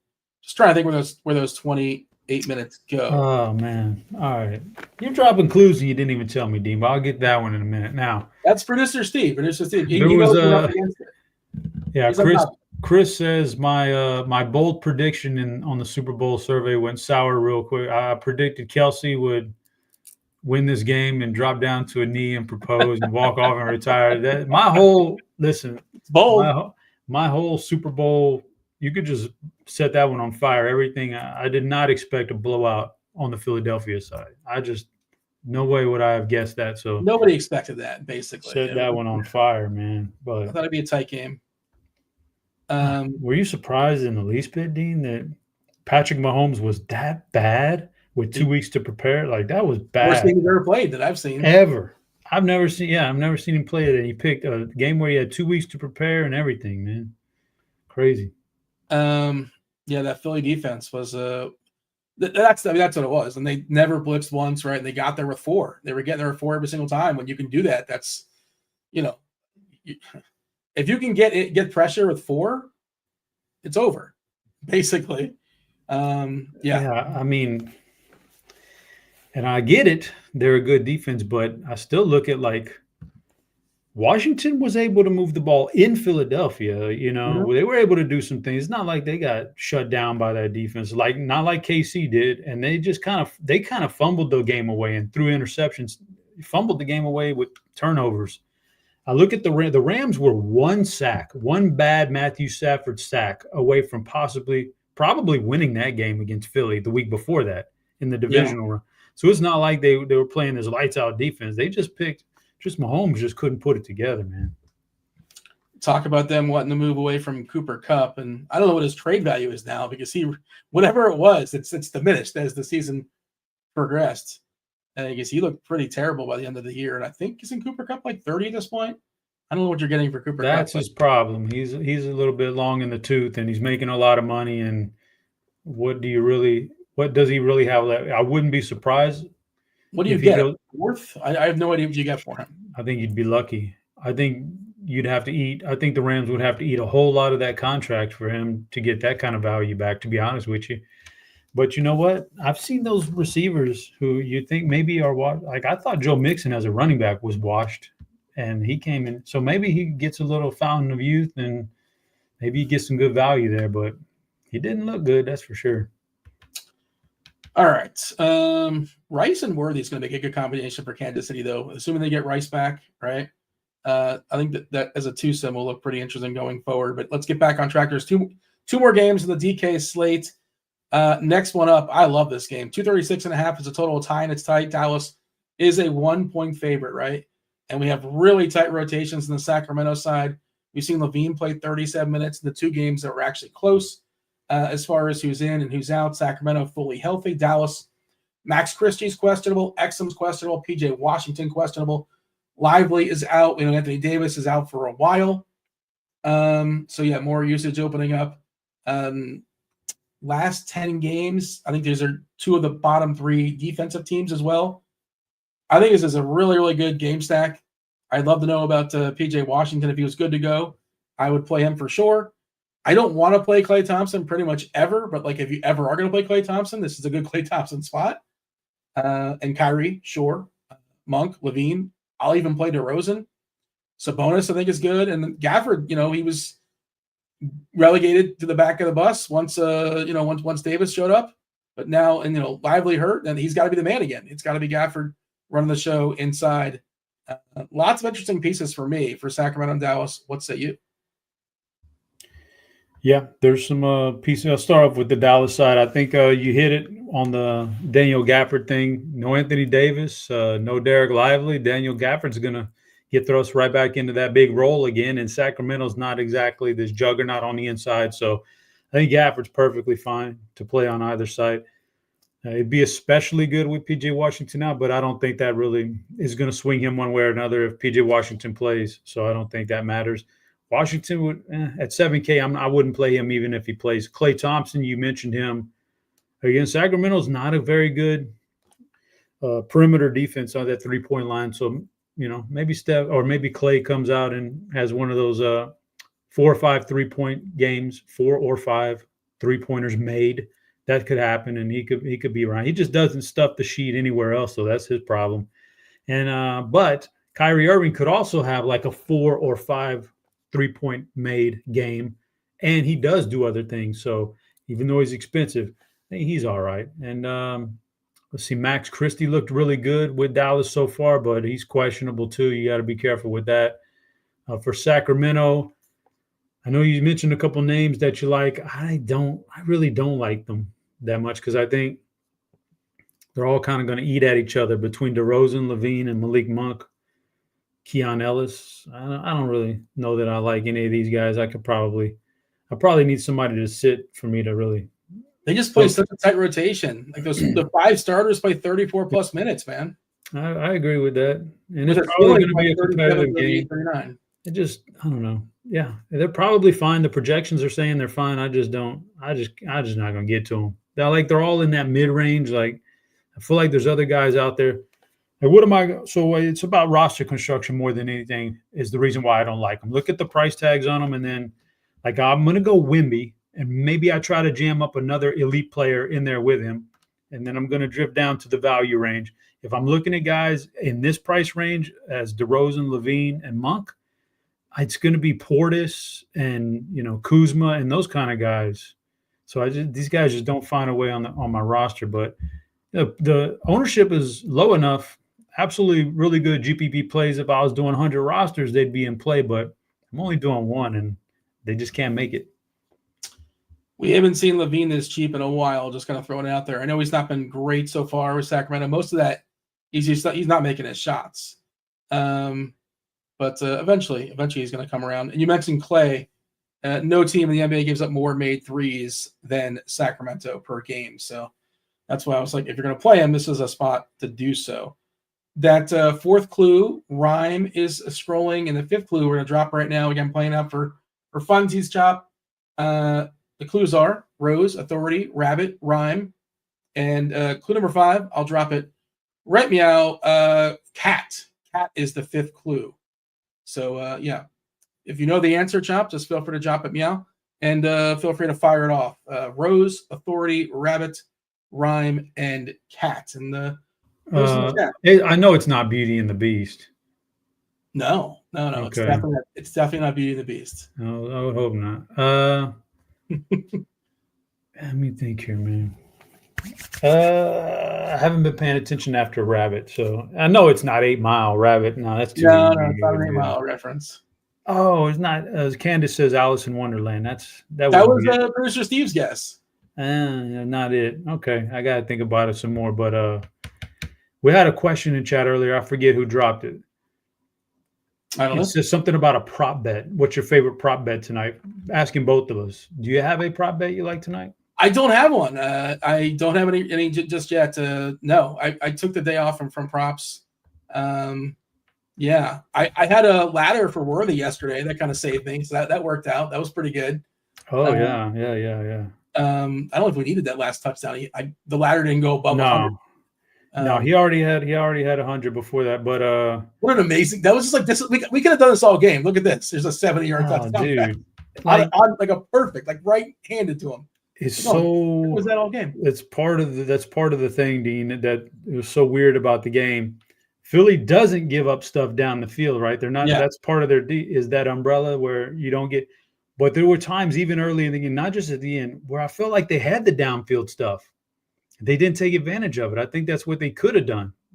I think they could have gone downfield more and broke and busted those tendencies for Philly, but they didn't. But that's so long. So they'll be thinking about that all offseason. I got one prop for these guys. Yeah. I don't know what the number is now, but it's a college basketball prop for the player prop sites. Jawan Roberts from the University of Houston. I'm probably going points and rebounds. I'll combine them both. I think either of those numbers on their own are fine too, but I'll go points and rebounds against a very small Baylor front line tonight.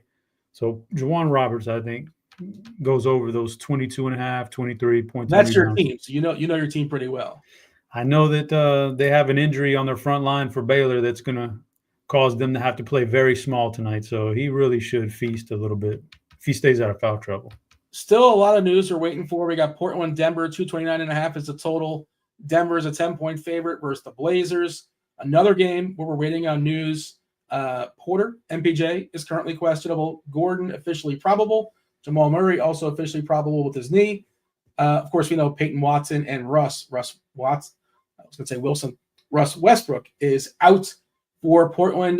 Jeremy Grant, he's got a knee, so he's questionable. Chris Murray is questionable with his quad. And the Time Lord himself, Robert Williams, also questionable. He's got a knee. Joker's on this slate just for fun. You mentioned Wemby, like you can play Joker instead. I prefer the savings. Like you said earlier, especially on DK, it's a bigger savings gap. We might lose Porter. Stay tuned. Is this a sneaky good game? I'm not sure what to do with it. As of right now, I'm probably not playing it, which is somewhat concerning to me. Can I survive it? Yeah, I don't know if it's sneaky good. It's in Denver. It's probably a pretty decent game, but there's a chance it's not that good either. Denver blows them out. But for the Portland side, I'm not seeing any ownership on any of these guys. I think everybody's kind of agreeing with you here that they're not playing the game. So I don't know. Maybe you could play Simons here. I mean, I would say Jeremy Grant is in play because his price tag is pretty cheap, but he's questionable. So it's not like I'm, I don't know. Can't mess around with that. Aiden's been better, but 67, I can spend that money better elsewhere. Not really feeling a whole lot of love for Portland side of it. For the Denver side, Jokic and Murray are in play, and those are the two guys I'd be looking at, maybe taking one of them. Don't want Michael Porter Jr. He's questionable, so I'm going to pass on that one. And Aaron Gordon, you would think would be a big beneficiary without Porter, but he really just hasn't been. So I don't know that I can play that one either, that angle of it either. And everybody else, I mean, there's Strother and some of these other guys that just don't interest me. I think there's better value out there. So really it's a Jokic or Murray in this game for me, and that's it. And like you said, maybe I would rather spend on Wemby because he's a little bit cheaper, and I think there's less blowout factor. But, if enough value opens up for you and you've left some roster spots open, maybe you could play Jokic and Wemby. Who knows? The chat is talking about how Portland's been balling lately, and they've been really good. They've won 8 of 10 last 10 games. Best defense in basketball, Portland. So, their defensive rating is number 1. I don't like their offensive pieces. I know Ayton's a guy that every once in a while does this thing. I just don't know what to do with them, and I don't really want to actively pick on them either. Although, of course, you can always play Joker if I have the money for it, and pieces fall a certain way. Of course, we'll play some Joker. Anything else before we? I know crunch time is knocking on the door. We haven't officially told the people what the answer to today's Movie Monday is. So we bring crunch time in for that? I don't know. Do they care? Nah, they don't need. They're hearing it from backstage. I need to know what the answer is, Dean, because I didn't get it. I had some other guesses that I was thinking, but I'm just not going to be able to get to them. So what's the answer? All right, I'll tell you right now. This is definitely, without question, I'm pretty sure this is a Roth movie. Clue number 1 was Rose.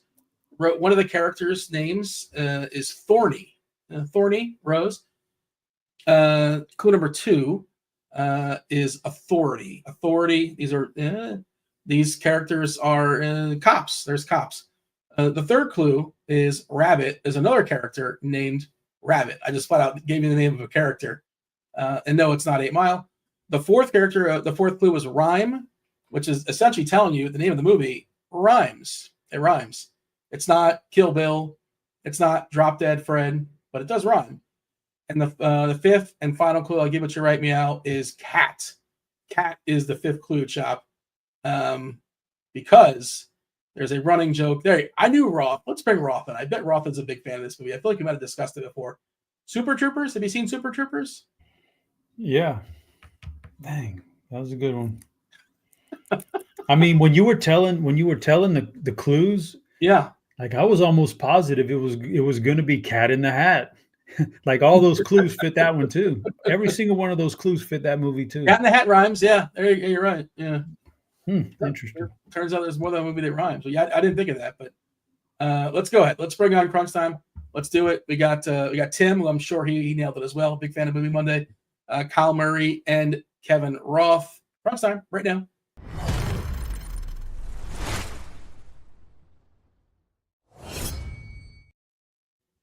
What's up, Roth? This is your movie. I feel like this is your movie. So good. It's a 10 out of 10 movie. If you haven't seen Super Troopers, you need to see Super Troopers. It is an excellent movie. I don't even love it. I would never say it. You think 10 out of 10? Like 10 out of 10? I think it's hilarious. Yeah, I think it's 10 out of 10. I think it's hilarious. Chop. Super Troopers. Okay, I know I've seen this genre, and I know I've seen that one. But is that the specific one with the girl in it that was from Entourage? No, dark hair. No, it must not have been her. I don't think so, but I'm not sure. He was in one of those, whimsical movies that these guys did. Did you ever see Beer Fest? Yeah, it's the same people. Yeah, it's the same people. Beer Fest is way better, I think. I haven't seen that one. This is your wheelhouse, Tim? I mean, I think Beer Fest is better than Super Troopers, but they're both pretty good. 10 out of 10 is a bold. You don't want to walk that. 10 out of 10. That's. I mean, I guess I'll bring it down to a 9.5, but I'm not going lower than that. That movie's great, man. Kyle, do you have any thoughts on Super Troopers? Never heard of it. Never seen it. I thought the movie was going to be 8 Mile when you said rabbit and rhymes. So we have. Rhymes. It's another way of with the rap. Yeah, it's a good idea. Are you seeing this? We have someone in the chat who is an actor who was in the movie Beer Fest. Huh? Really? Yeah. Right now, he's like, I was in Beer Fest. That's so we need to know more about what you played and what you did in Beer Fest, because now I'm intrigued. By the way, Jaylen Brown is out. That is important as well. You guys will discuss that in a second. There is our air horn to confirm it. Choppy. Tatum in. Okay. I was wondering why we're getting a second air horn. Tatum is in. Yeah, that's what we were talking about. And I bet one of them probably sits on Wednesday, but we'll see. We don't care about Wednesday. We care about tonight. Tonight only at DFS. Brooke Lopez officially in. Maybe we get the rest of the Milwaukee news now. Maybe we do. Maybe we don't. There you go. John Kane. John Kane says he knows what I'm talking about. He knows the chick I'm talking about. Sloane from Entourage. Oh, yeah. Okay. Yeah, I remember her. Mm-hmm. I couldn't remember her name. All right. But Chop, did you not hear me saying meow the whole time to you? Were you not picking up on that? I mean, I just thought it was one of your little quirks. I was giving you a clue to the movie. That's the one scene. I thought you were trying to drop a hint for something else, and I didn't want to get in your way, man. That's what the fifth clue was. Cat meow. Cats meow. All right. Never mind. Chop, you didn't say who's breaking the slate before we get out of here. Dean.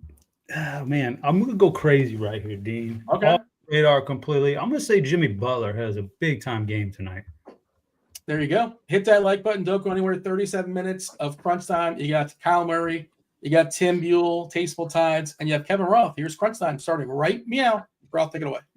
Good stuff. Welcome to it, ladies and gents. You know the drill. It is indeed crunch time. It's two of the sharpest minds in the biz. Kyle Murray in the house. What up, Kyle? Yeah, not much. Coming off of an absolute snooze fest of a Super Bowl last night. That was horrible. Reminiscent of the was it Seahawks and Broncos game about 10 years ago? Brutal. Yeah, I had the Eagles just absolutely beating the ever-living shit out of Kansas City. Like, that's what I thought was going to happen. And so to see it happen was fun for me. So every time they were pouring it on, I was going nuts. But if outside of that, if that's not the case, not very fun. So I get that. Tim, you enjoy the Super Bowl? I watched the first half, and that was about it. I was done after that. I turned on whatever we were watching for shows because that game was horrible. That was not even – I didn't even think the commercials were that good. So, I mean, that was a big disappointment for me as well. Usually you're a big Kendrick fan, though, so you I'm sure you watched the halftime show. I did not watch the halftime show. Okay. No, I did not. We don't even have time for my full halftime show thoughts because we got to dive into the content here. So let's get to it here. We are 35-ish minutes until lock. We've got a big slate. We've got moving pieces here. We're just getting some news out of Boston. So, Tim, do you want to give me either what has broken or what is still waiting to break? Yeah, so obviously we just got some big Celtics news. Jaylen Brown is out. We already had Drew Holiday out. So, I mean, that's gonna catapult Jason Tatum to a pretty big usage rate, and he's going to be probably pretty popular, and that's fine. We already had Giannis ruled out. That's kind of like the big news that we already had. The issue is that Dame is questionable as well. So Dame and Bobby Portis are already popping in optimals. If Dame were to set, I mean, that would be even more about value for Milwaukee. There's other Steph Curry's questionable. We still have Anthony Edwards and Mike Conley that are questionable as well. So I mean, it's definitely going to be interesting because we do have a couple decent 7:00 games, but there's still a ton of news, so we might not want to take up roster spots at those 7:00 games. That's going to be a little bit tricky tonight, just because there's so much news that we're waiting for. Yeah. Okay. That is not the kind of slate that I love, but we will be waiting. We will be adjusting as if anything breaks during the show. Of course, we'll let you know, and we will tell you who to play. Kyle, let's dive into it. We like to start on FanDuel. We like to start at point guard. What are you doing over there, my man? Yeah, a lot of injury news, so things can still change. But as of right now, the guys that stick out the most to me, like Kyrie quite a bit here. Obviously, Anthony Davis made it about 25 minutes as a member of the Mavs before sustaining an injury. It's going to keep him out for a couple weeks. So brutal run out there for that trade. Even more of a brutal run out. Dame, as Tim alluded to, questionable. But if he plays with no Giannis, obviously we've seen what he's been doing the last 2 games, but specifically the last game when he shot the ball nearly 30 times against the 76ers. So he's going to have a lot of usage if he does play. If he's out, that's obviously a big piece of news.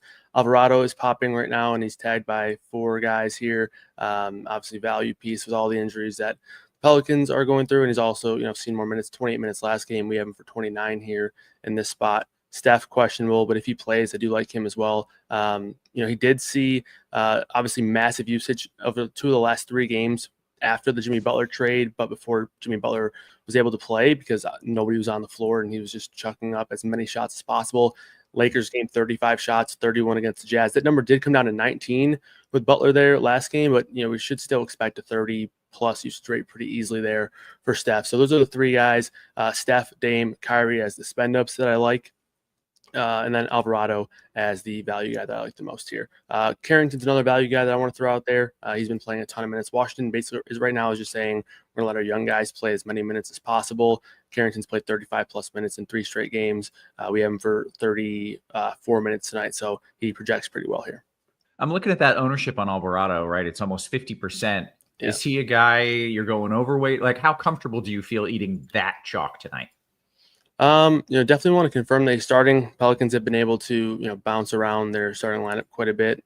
Just they have a bunch of guys that can do a few different things. But the thing that is, there's just not a ton of pivots. Carrington's the best pivot, in my opinion. That's why I really wanted to mention his name. And then maybe Mike Conley as well, if Edwards is out and he plays. But there's just not a ton of pivots at the point guard spot at that range. So I think he's a fine play. I think I probably wouldn't necessarily be dying to go way over, but not also a spot where you have to fade it. I think it's just a fine play. Yeah. Okay. Very good. Tim, your thoughts at point? I think you're muted, bud. I can't believe I muted myself. I got barking dogs everywhere. Sorry about that. The only argument that I would make with Kyle's comment about point guard is that I want to play Bob Carrington, but it's one of the first games on the slate. So we don't have a lot of pivots to Jose Alvarado. I would say yet. I mean, because we might actually end up getting some pivots to him later on tonight. So that's something that you're just going to have to gamble on. But I mean, I in a vacuum, Bob Carrington is a fantastic play. Should play a little bit north of 30 minutes. So I mean, I don't hate the play. I'm just saying you might want to consider waiting because there might be even better value later on in the night. If Dame plays, I mean, he's a fantastic spend up option. I think Kyrie is probably my second favorite spend up option at 8,700. Should play close to 40 minutes against Sacramento. So I do like him quite a bit. I was gonna say I think Luka is kind of interesting also, but that game is probably going to blow out, so he might be a little bit risky, but 10-8 for Luka seems really, really nice, but he just might not quite play enough minutes. So I mean, he probably is not a fantastic play, but I was kind of looking at him earlier just because he seems so cheap. I mean, how are we not all just piling on Luka, right? This is the most motivated he has ever been, and he's Luka freaking Doncic. Isn't he just going to destroy 50, 10, and 10? Isn't that going to happen, Tim? Yeah, I mean, I don't know. I'm just worried that it's not going to happen tonight. I'm just worried that that game is going to blow out. So that is what I'm concerned about. Okay, so we got Mike Conley out and Anthony Edwards in. Kyle, what do you think? Is that that would start? Potentially, they could also go to Dillingham here, but last time just Conley was out, they did start Alexander Walker. Okay. Any interest in Naw? We'll move to small, rather shooting guard, Tim, and then you can talk about Naw as well if you'd like. Yeah. So trying to see. So Bilal Coulibaly at 6'6" on FanDuel is my favorite, like, straight up points per dollar shooting guard. Not a lot of like amazing plays that are just straight shooting guard eligible.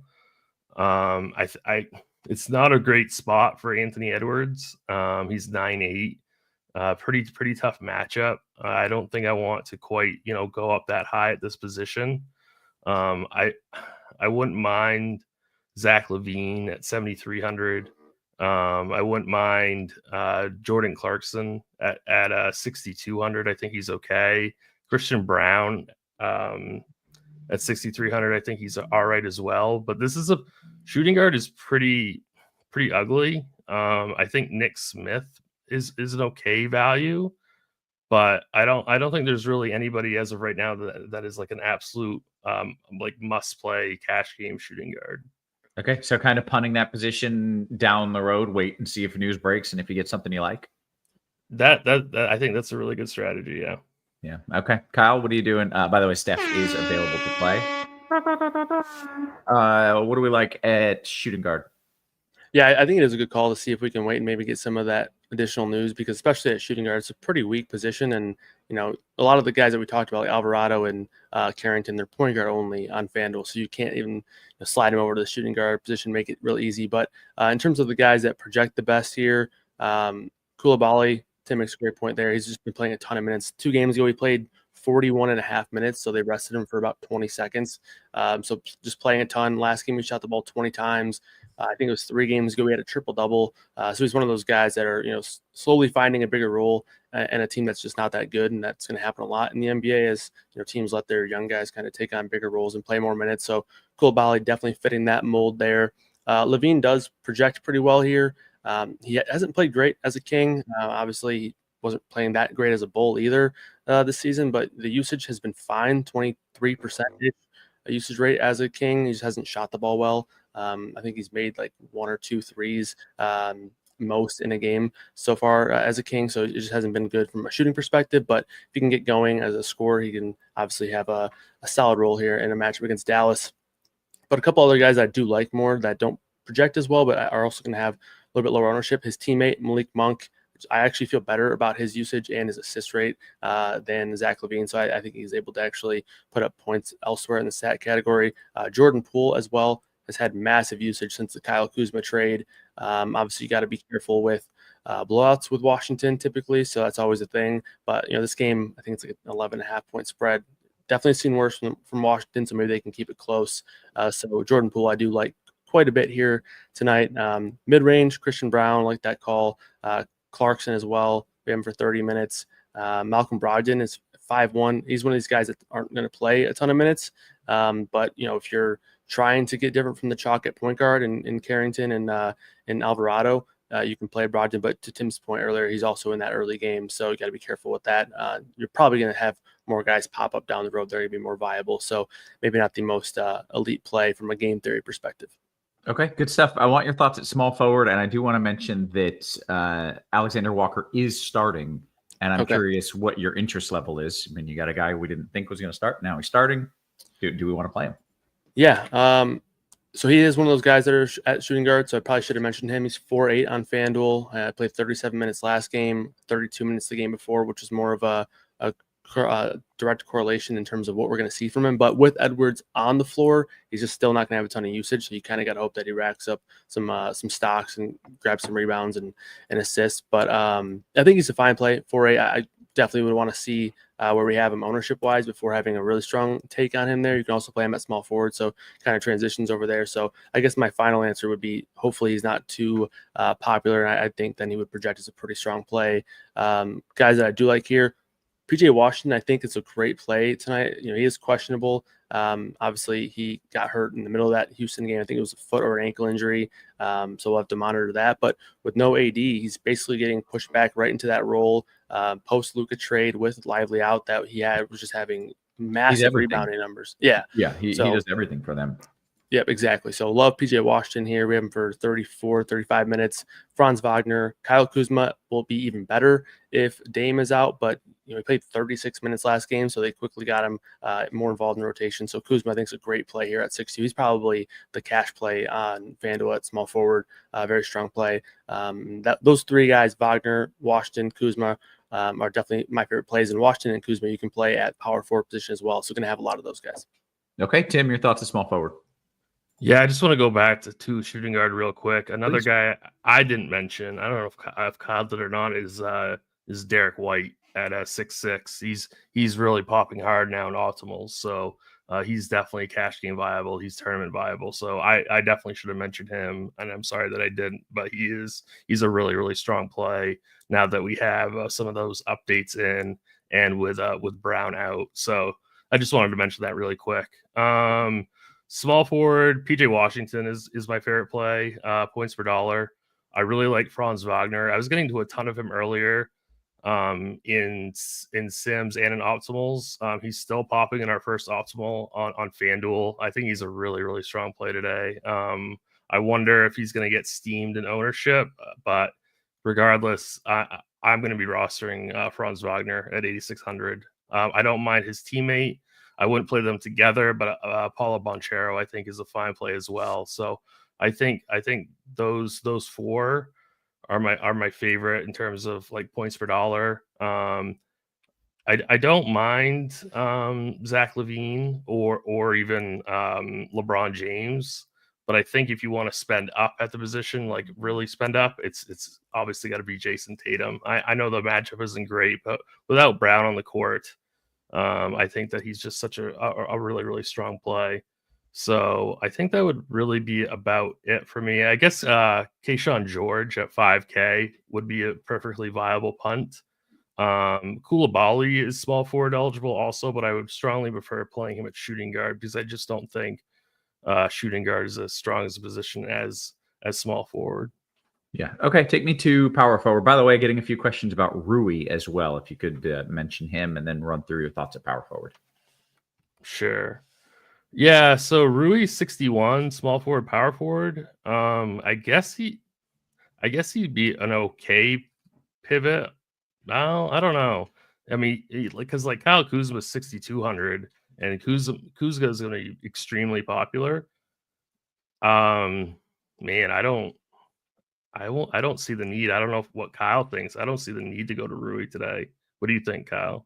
Yeah, I would agree, especially adding Luka. I think a lot of the Lakers guys, yeah, even LeBron, are all going to be overpriced because of what they've been doing without AD, and now Luka's going to step into a high usage role. Yeah. Okay, fair enough. Your thoughts at power forward then, Tim? Yeah. So, I mean, we don't have like a lot of super, super low great value, but if you wanted to punt a couple of positions, I know his usage has not been as good with Fox in the picture, but Wemby at 12K against the Wizards just seems incredibly amazing to me, just because it's such a good spot. I know 12K is a ton, but just the amount of stocks that he could get in this game is staggering. So, and he's not going to be chalky. He's only projecting for 11%. So I think he's a super interesting play for GPPs. But more stable plays would be like Kuzma, PJ Washington, Nikola Jovic at 5,600. I think he's an okay play for somewhat cheap. I don't mind Bam, even though this is not the most amazing matchup, but I don't mind Bam at 8,200 with no hero in the lineup. Okay, good stuff. Kyle, your thoughts at power forward, and then take me to center after that. Yeah, so power forward, there's like three Celtics options you can play at power forward that are obviously Jason Tatum, Tim mentioned, pretty bad matchup, but great role, right? 39% usage rate with no Holiday and no Jaylen Brown on the floor. Obviously, you probably want to regress that down a little bit in terms of what you're expecting tonight, but either way, you should be shooting the ball quite a bit. So you can play Porzingis as well. And then for value guys, you can play Horford, Sam Hauser, even Luke Cornett. Let me make sure Cornett is power forward. Cornett might be center only on FanDuel, so you definitely don't want to play him on FanDuel. But nonetheless, we have him projected for like 20 minutes, so he's in play at least on DraftKings. So probably not in FanDuel. But so the Boston guys, we did just get news that Gaye is starting for Atlanta. I'm not sure if he might be center only on FanDuel as well, but he's probably going to have a role at least like 20 minutes. Last time he started, he played like 28 minutes, so we definitely want to check the projections there for him as a value option. In terms of other power forwards, a lot of them do carry over from the small forward position. Washington and Kuzma would prefer to play both of those guys at small forward if possible, because small forward is a little bit weaker. And then obviously you have power forward, a little bit deeper here. Naz Reid, I know, again, difficult matchup, but Cleveland is playing faster this year. So Reid is just playing a ton of minutes with all these guys out. Usage rate isn't going to be as expected like we had him for the last couple nights with no Anthony Edwards, but still going to play a lot of minutes, good permanent guy. So I do like Naz Reid. So I would say mainly it's highlighted by Washington, Kuzma, the Boston guys, and then Naz Reid is another guy that I like quite a bit. Okay, how about center? Daniel Gafford projects really well. Probably going to play low 30s minutes right now, even for 31, but we've seen him play more in close games. In this game, I believe, has like a 1-point spread. So should be a spot where Gafford is probably going to project for like 31, 32 minutes, but we could see him play 33, 34 if the game script plays out in a positive way. So I like him again at 7.5, where sites didn't really want to react to that price with Anthony Davis arriving. So again, I think he's a really strong play. Porzingis here can play Wemby. I know the production hasn't been as good on a permanent basis with De'Aaron Fox, but the usage has still kind of been, the same. And I mean, he's had a lower usage rate the last 2 games, but I still think that's going to end up, getting back to where it's been on a yearly rate comparison there. And then obviously he still has the stock upside over on FanDuel. Rashawn Holmes projects for 28 minutes, but again, another guy who, if the game plays out correctly or in a game that stays close, could play 30 minutes. He played 30 plus minutes in the last 2 games. Good permanent guy as well. So I'd say those are the top options for me at center. Okay, good stuff. Tim, your thoughts at center? Yeah, I mean, Gafford's definitely going to be your cash game guy. I think he's fine for single entries. He's going to be pretty aggressively owned, so you kind of have to make your own decision in large field GPPs. But I think he's a really great play. If you want to spend down, I think Rashawn Holmes is likely your guy. I don't mind Rudy Gobert in a game that he's going to have to play pretty heavy minutes. I know the matchup isn't great, but I think he can beat Jared Allen and Evan Mobley. So I don't mind Gobert at 6,900. I'm trying to see if there's any other like pure centers that we didn't mention at power forward.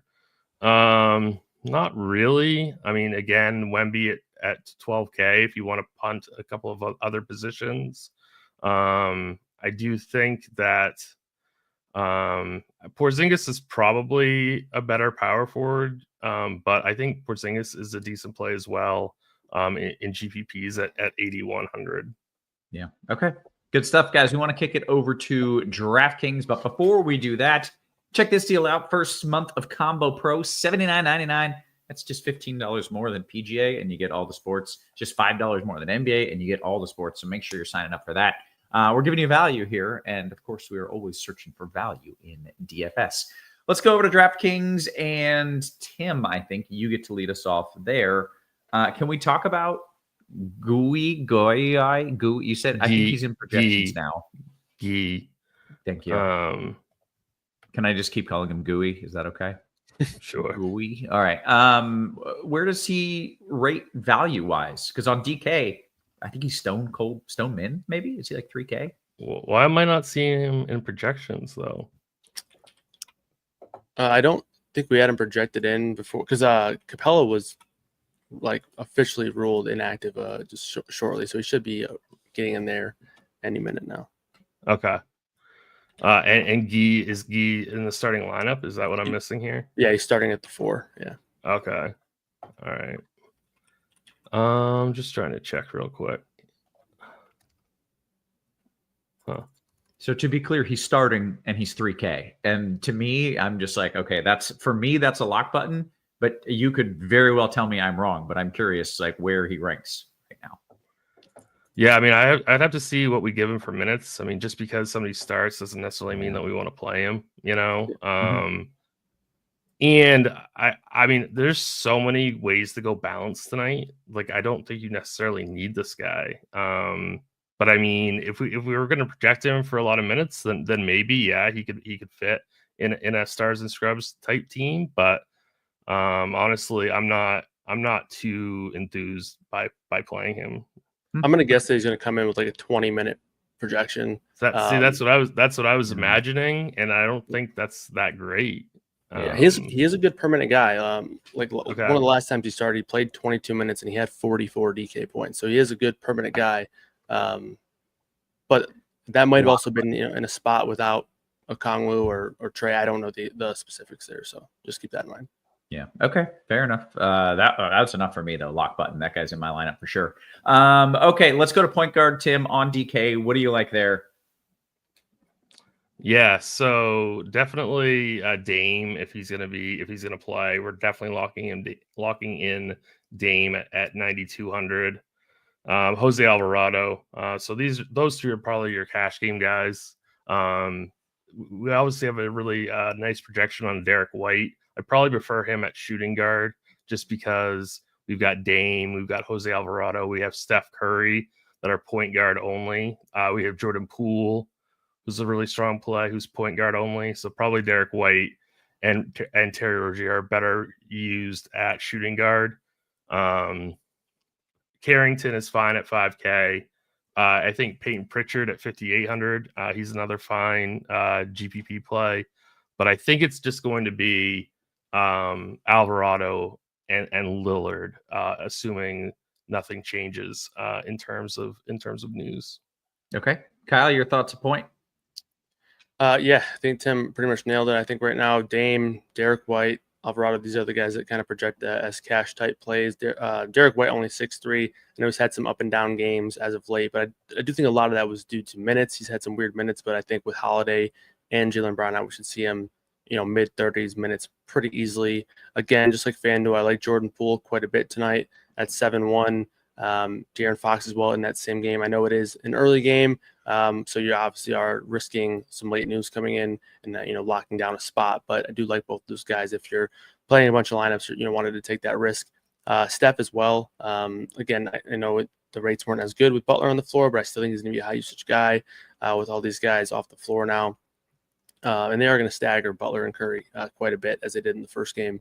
LaMelo Ball I also like here as a kind of contrarian option. Same with Kyrie Irving, both in the 9K range. Kyrie is cheaper, so probably prefer him slightly over LaMelo. But again, Kyrie's got a pretty good matchup against Sacramento here with no AD, no Luka, so the rates are going to look pretty good. Probably project for around 30 to 32% usage rate. So do like him quite a bit. And then Carrington, same argument as on FanDuel. Think he's a good tournament play, but again, it is fairly difficult to lock up that spot. Okay, very good. Let's go to shooting guard, Kyle. By the way, Dancing Fighter says, I don't see this gooey guy. To be clear, it's G-U is how it starts, and it's pronounced Gee, but it's not spelled G-O-O-E-Y. Gooey. Yeah, I'm being told by Dean Shavelson officially that it's pronounced gay. So. Yeah. Okay. Well, I'm going to stick with gooey for sure then. Yeah. All right. What are you doing? And you were asking if we could play him, Kevin.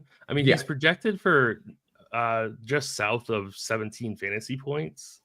Like, to me, it's not great.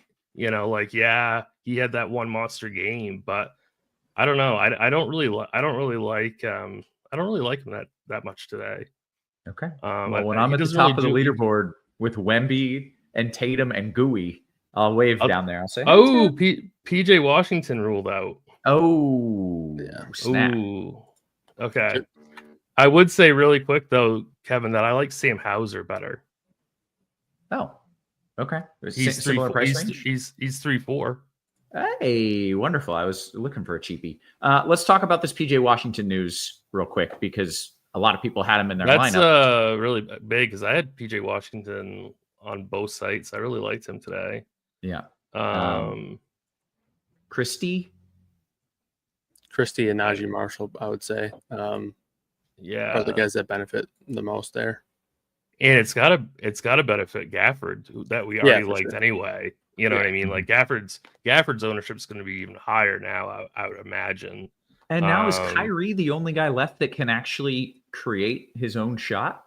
Yeah, Kyrie, at least on FanDuel, is an extremely awesome play at 8,700. I had Kyrie, but at 9K, even on DK, I think that he's fine. It's just that point guard is really strong. So it's going to be interesting to see what his projection does. But that's a pretty significant piece of news because I thought Washington was a really, really strong play today. Yeah.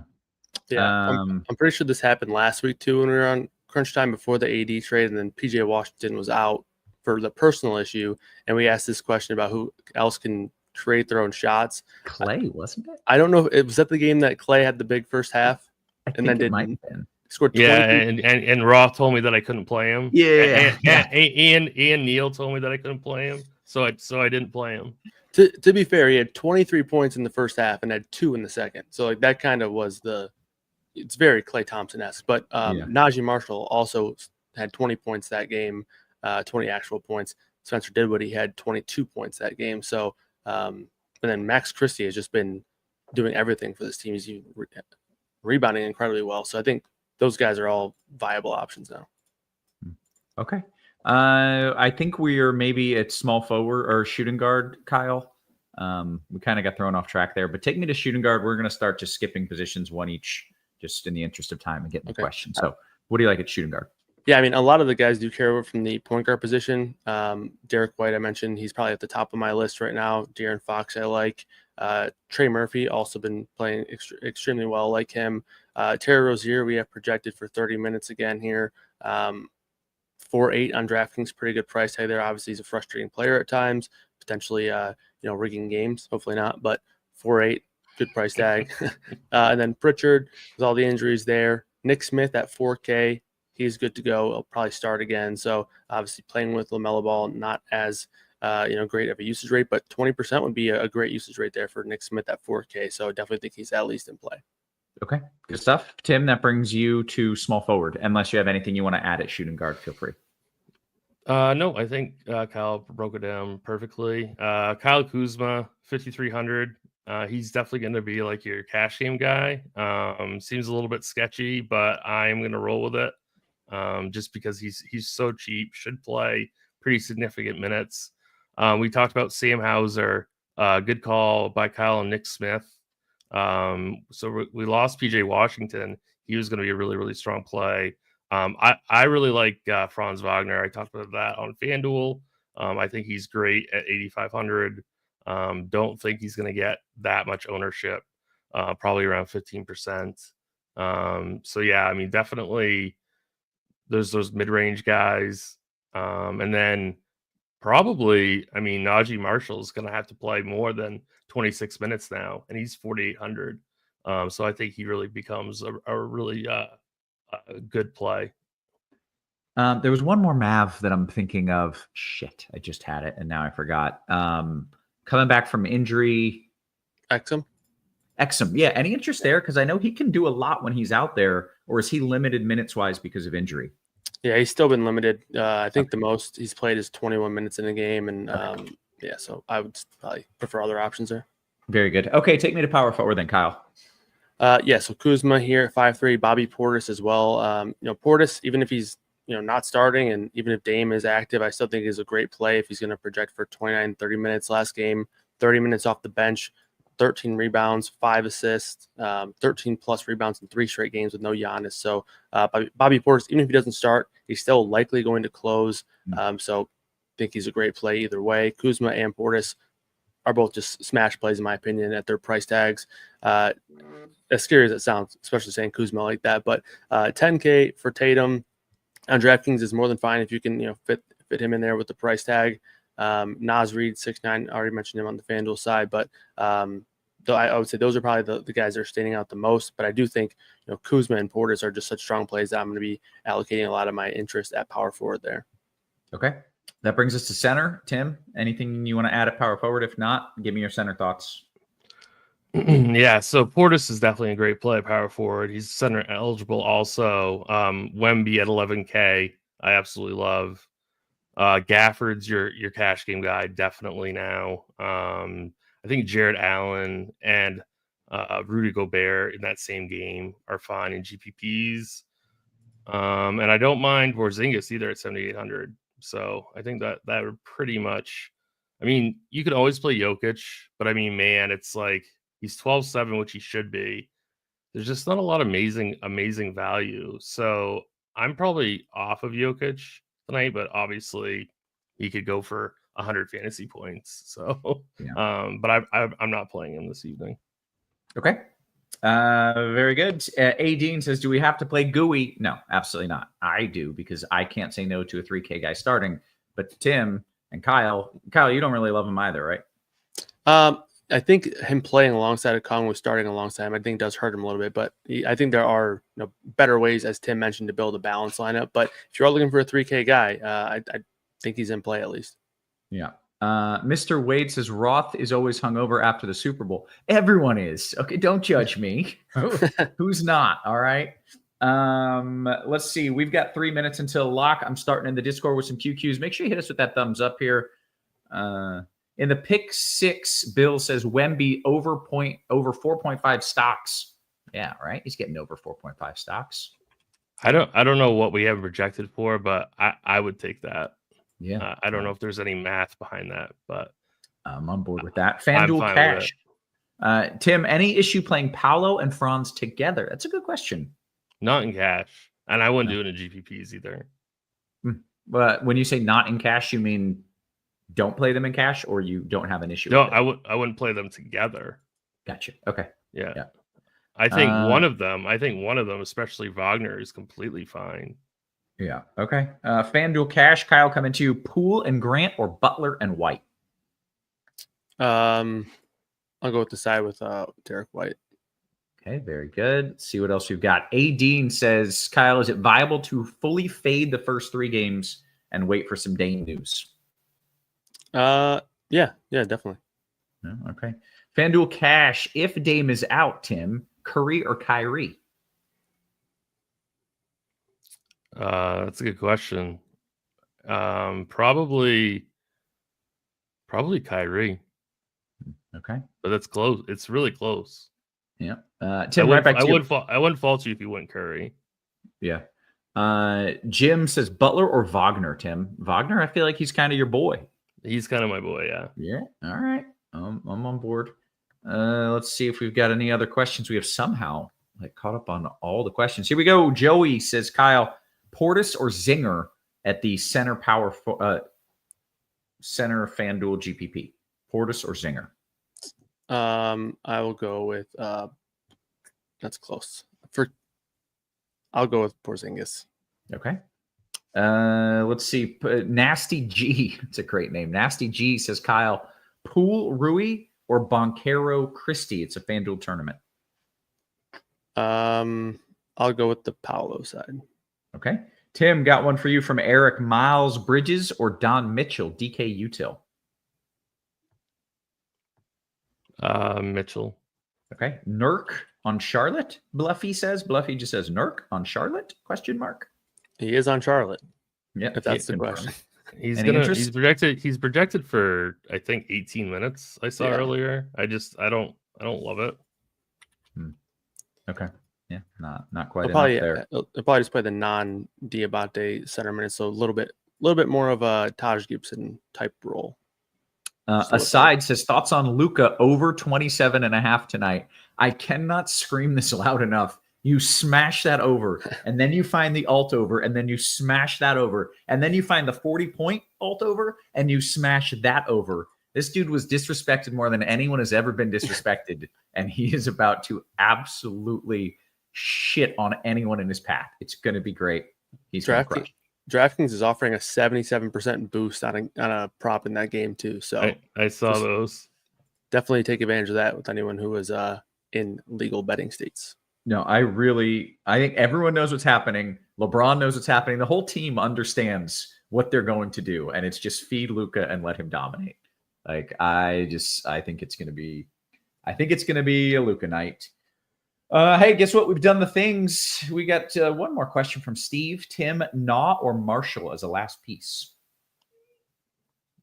Probably Marshall. Okay, very good. Blink says, will Wemby do, and this will be the last question here, Kyle, will Wemby do what he normally does when I use him and score less than 50 fantasy points, or is he finally going to earn his 11K and smash over 60?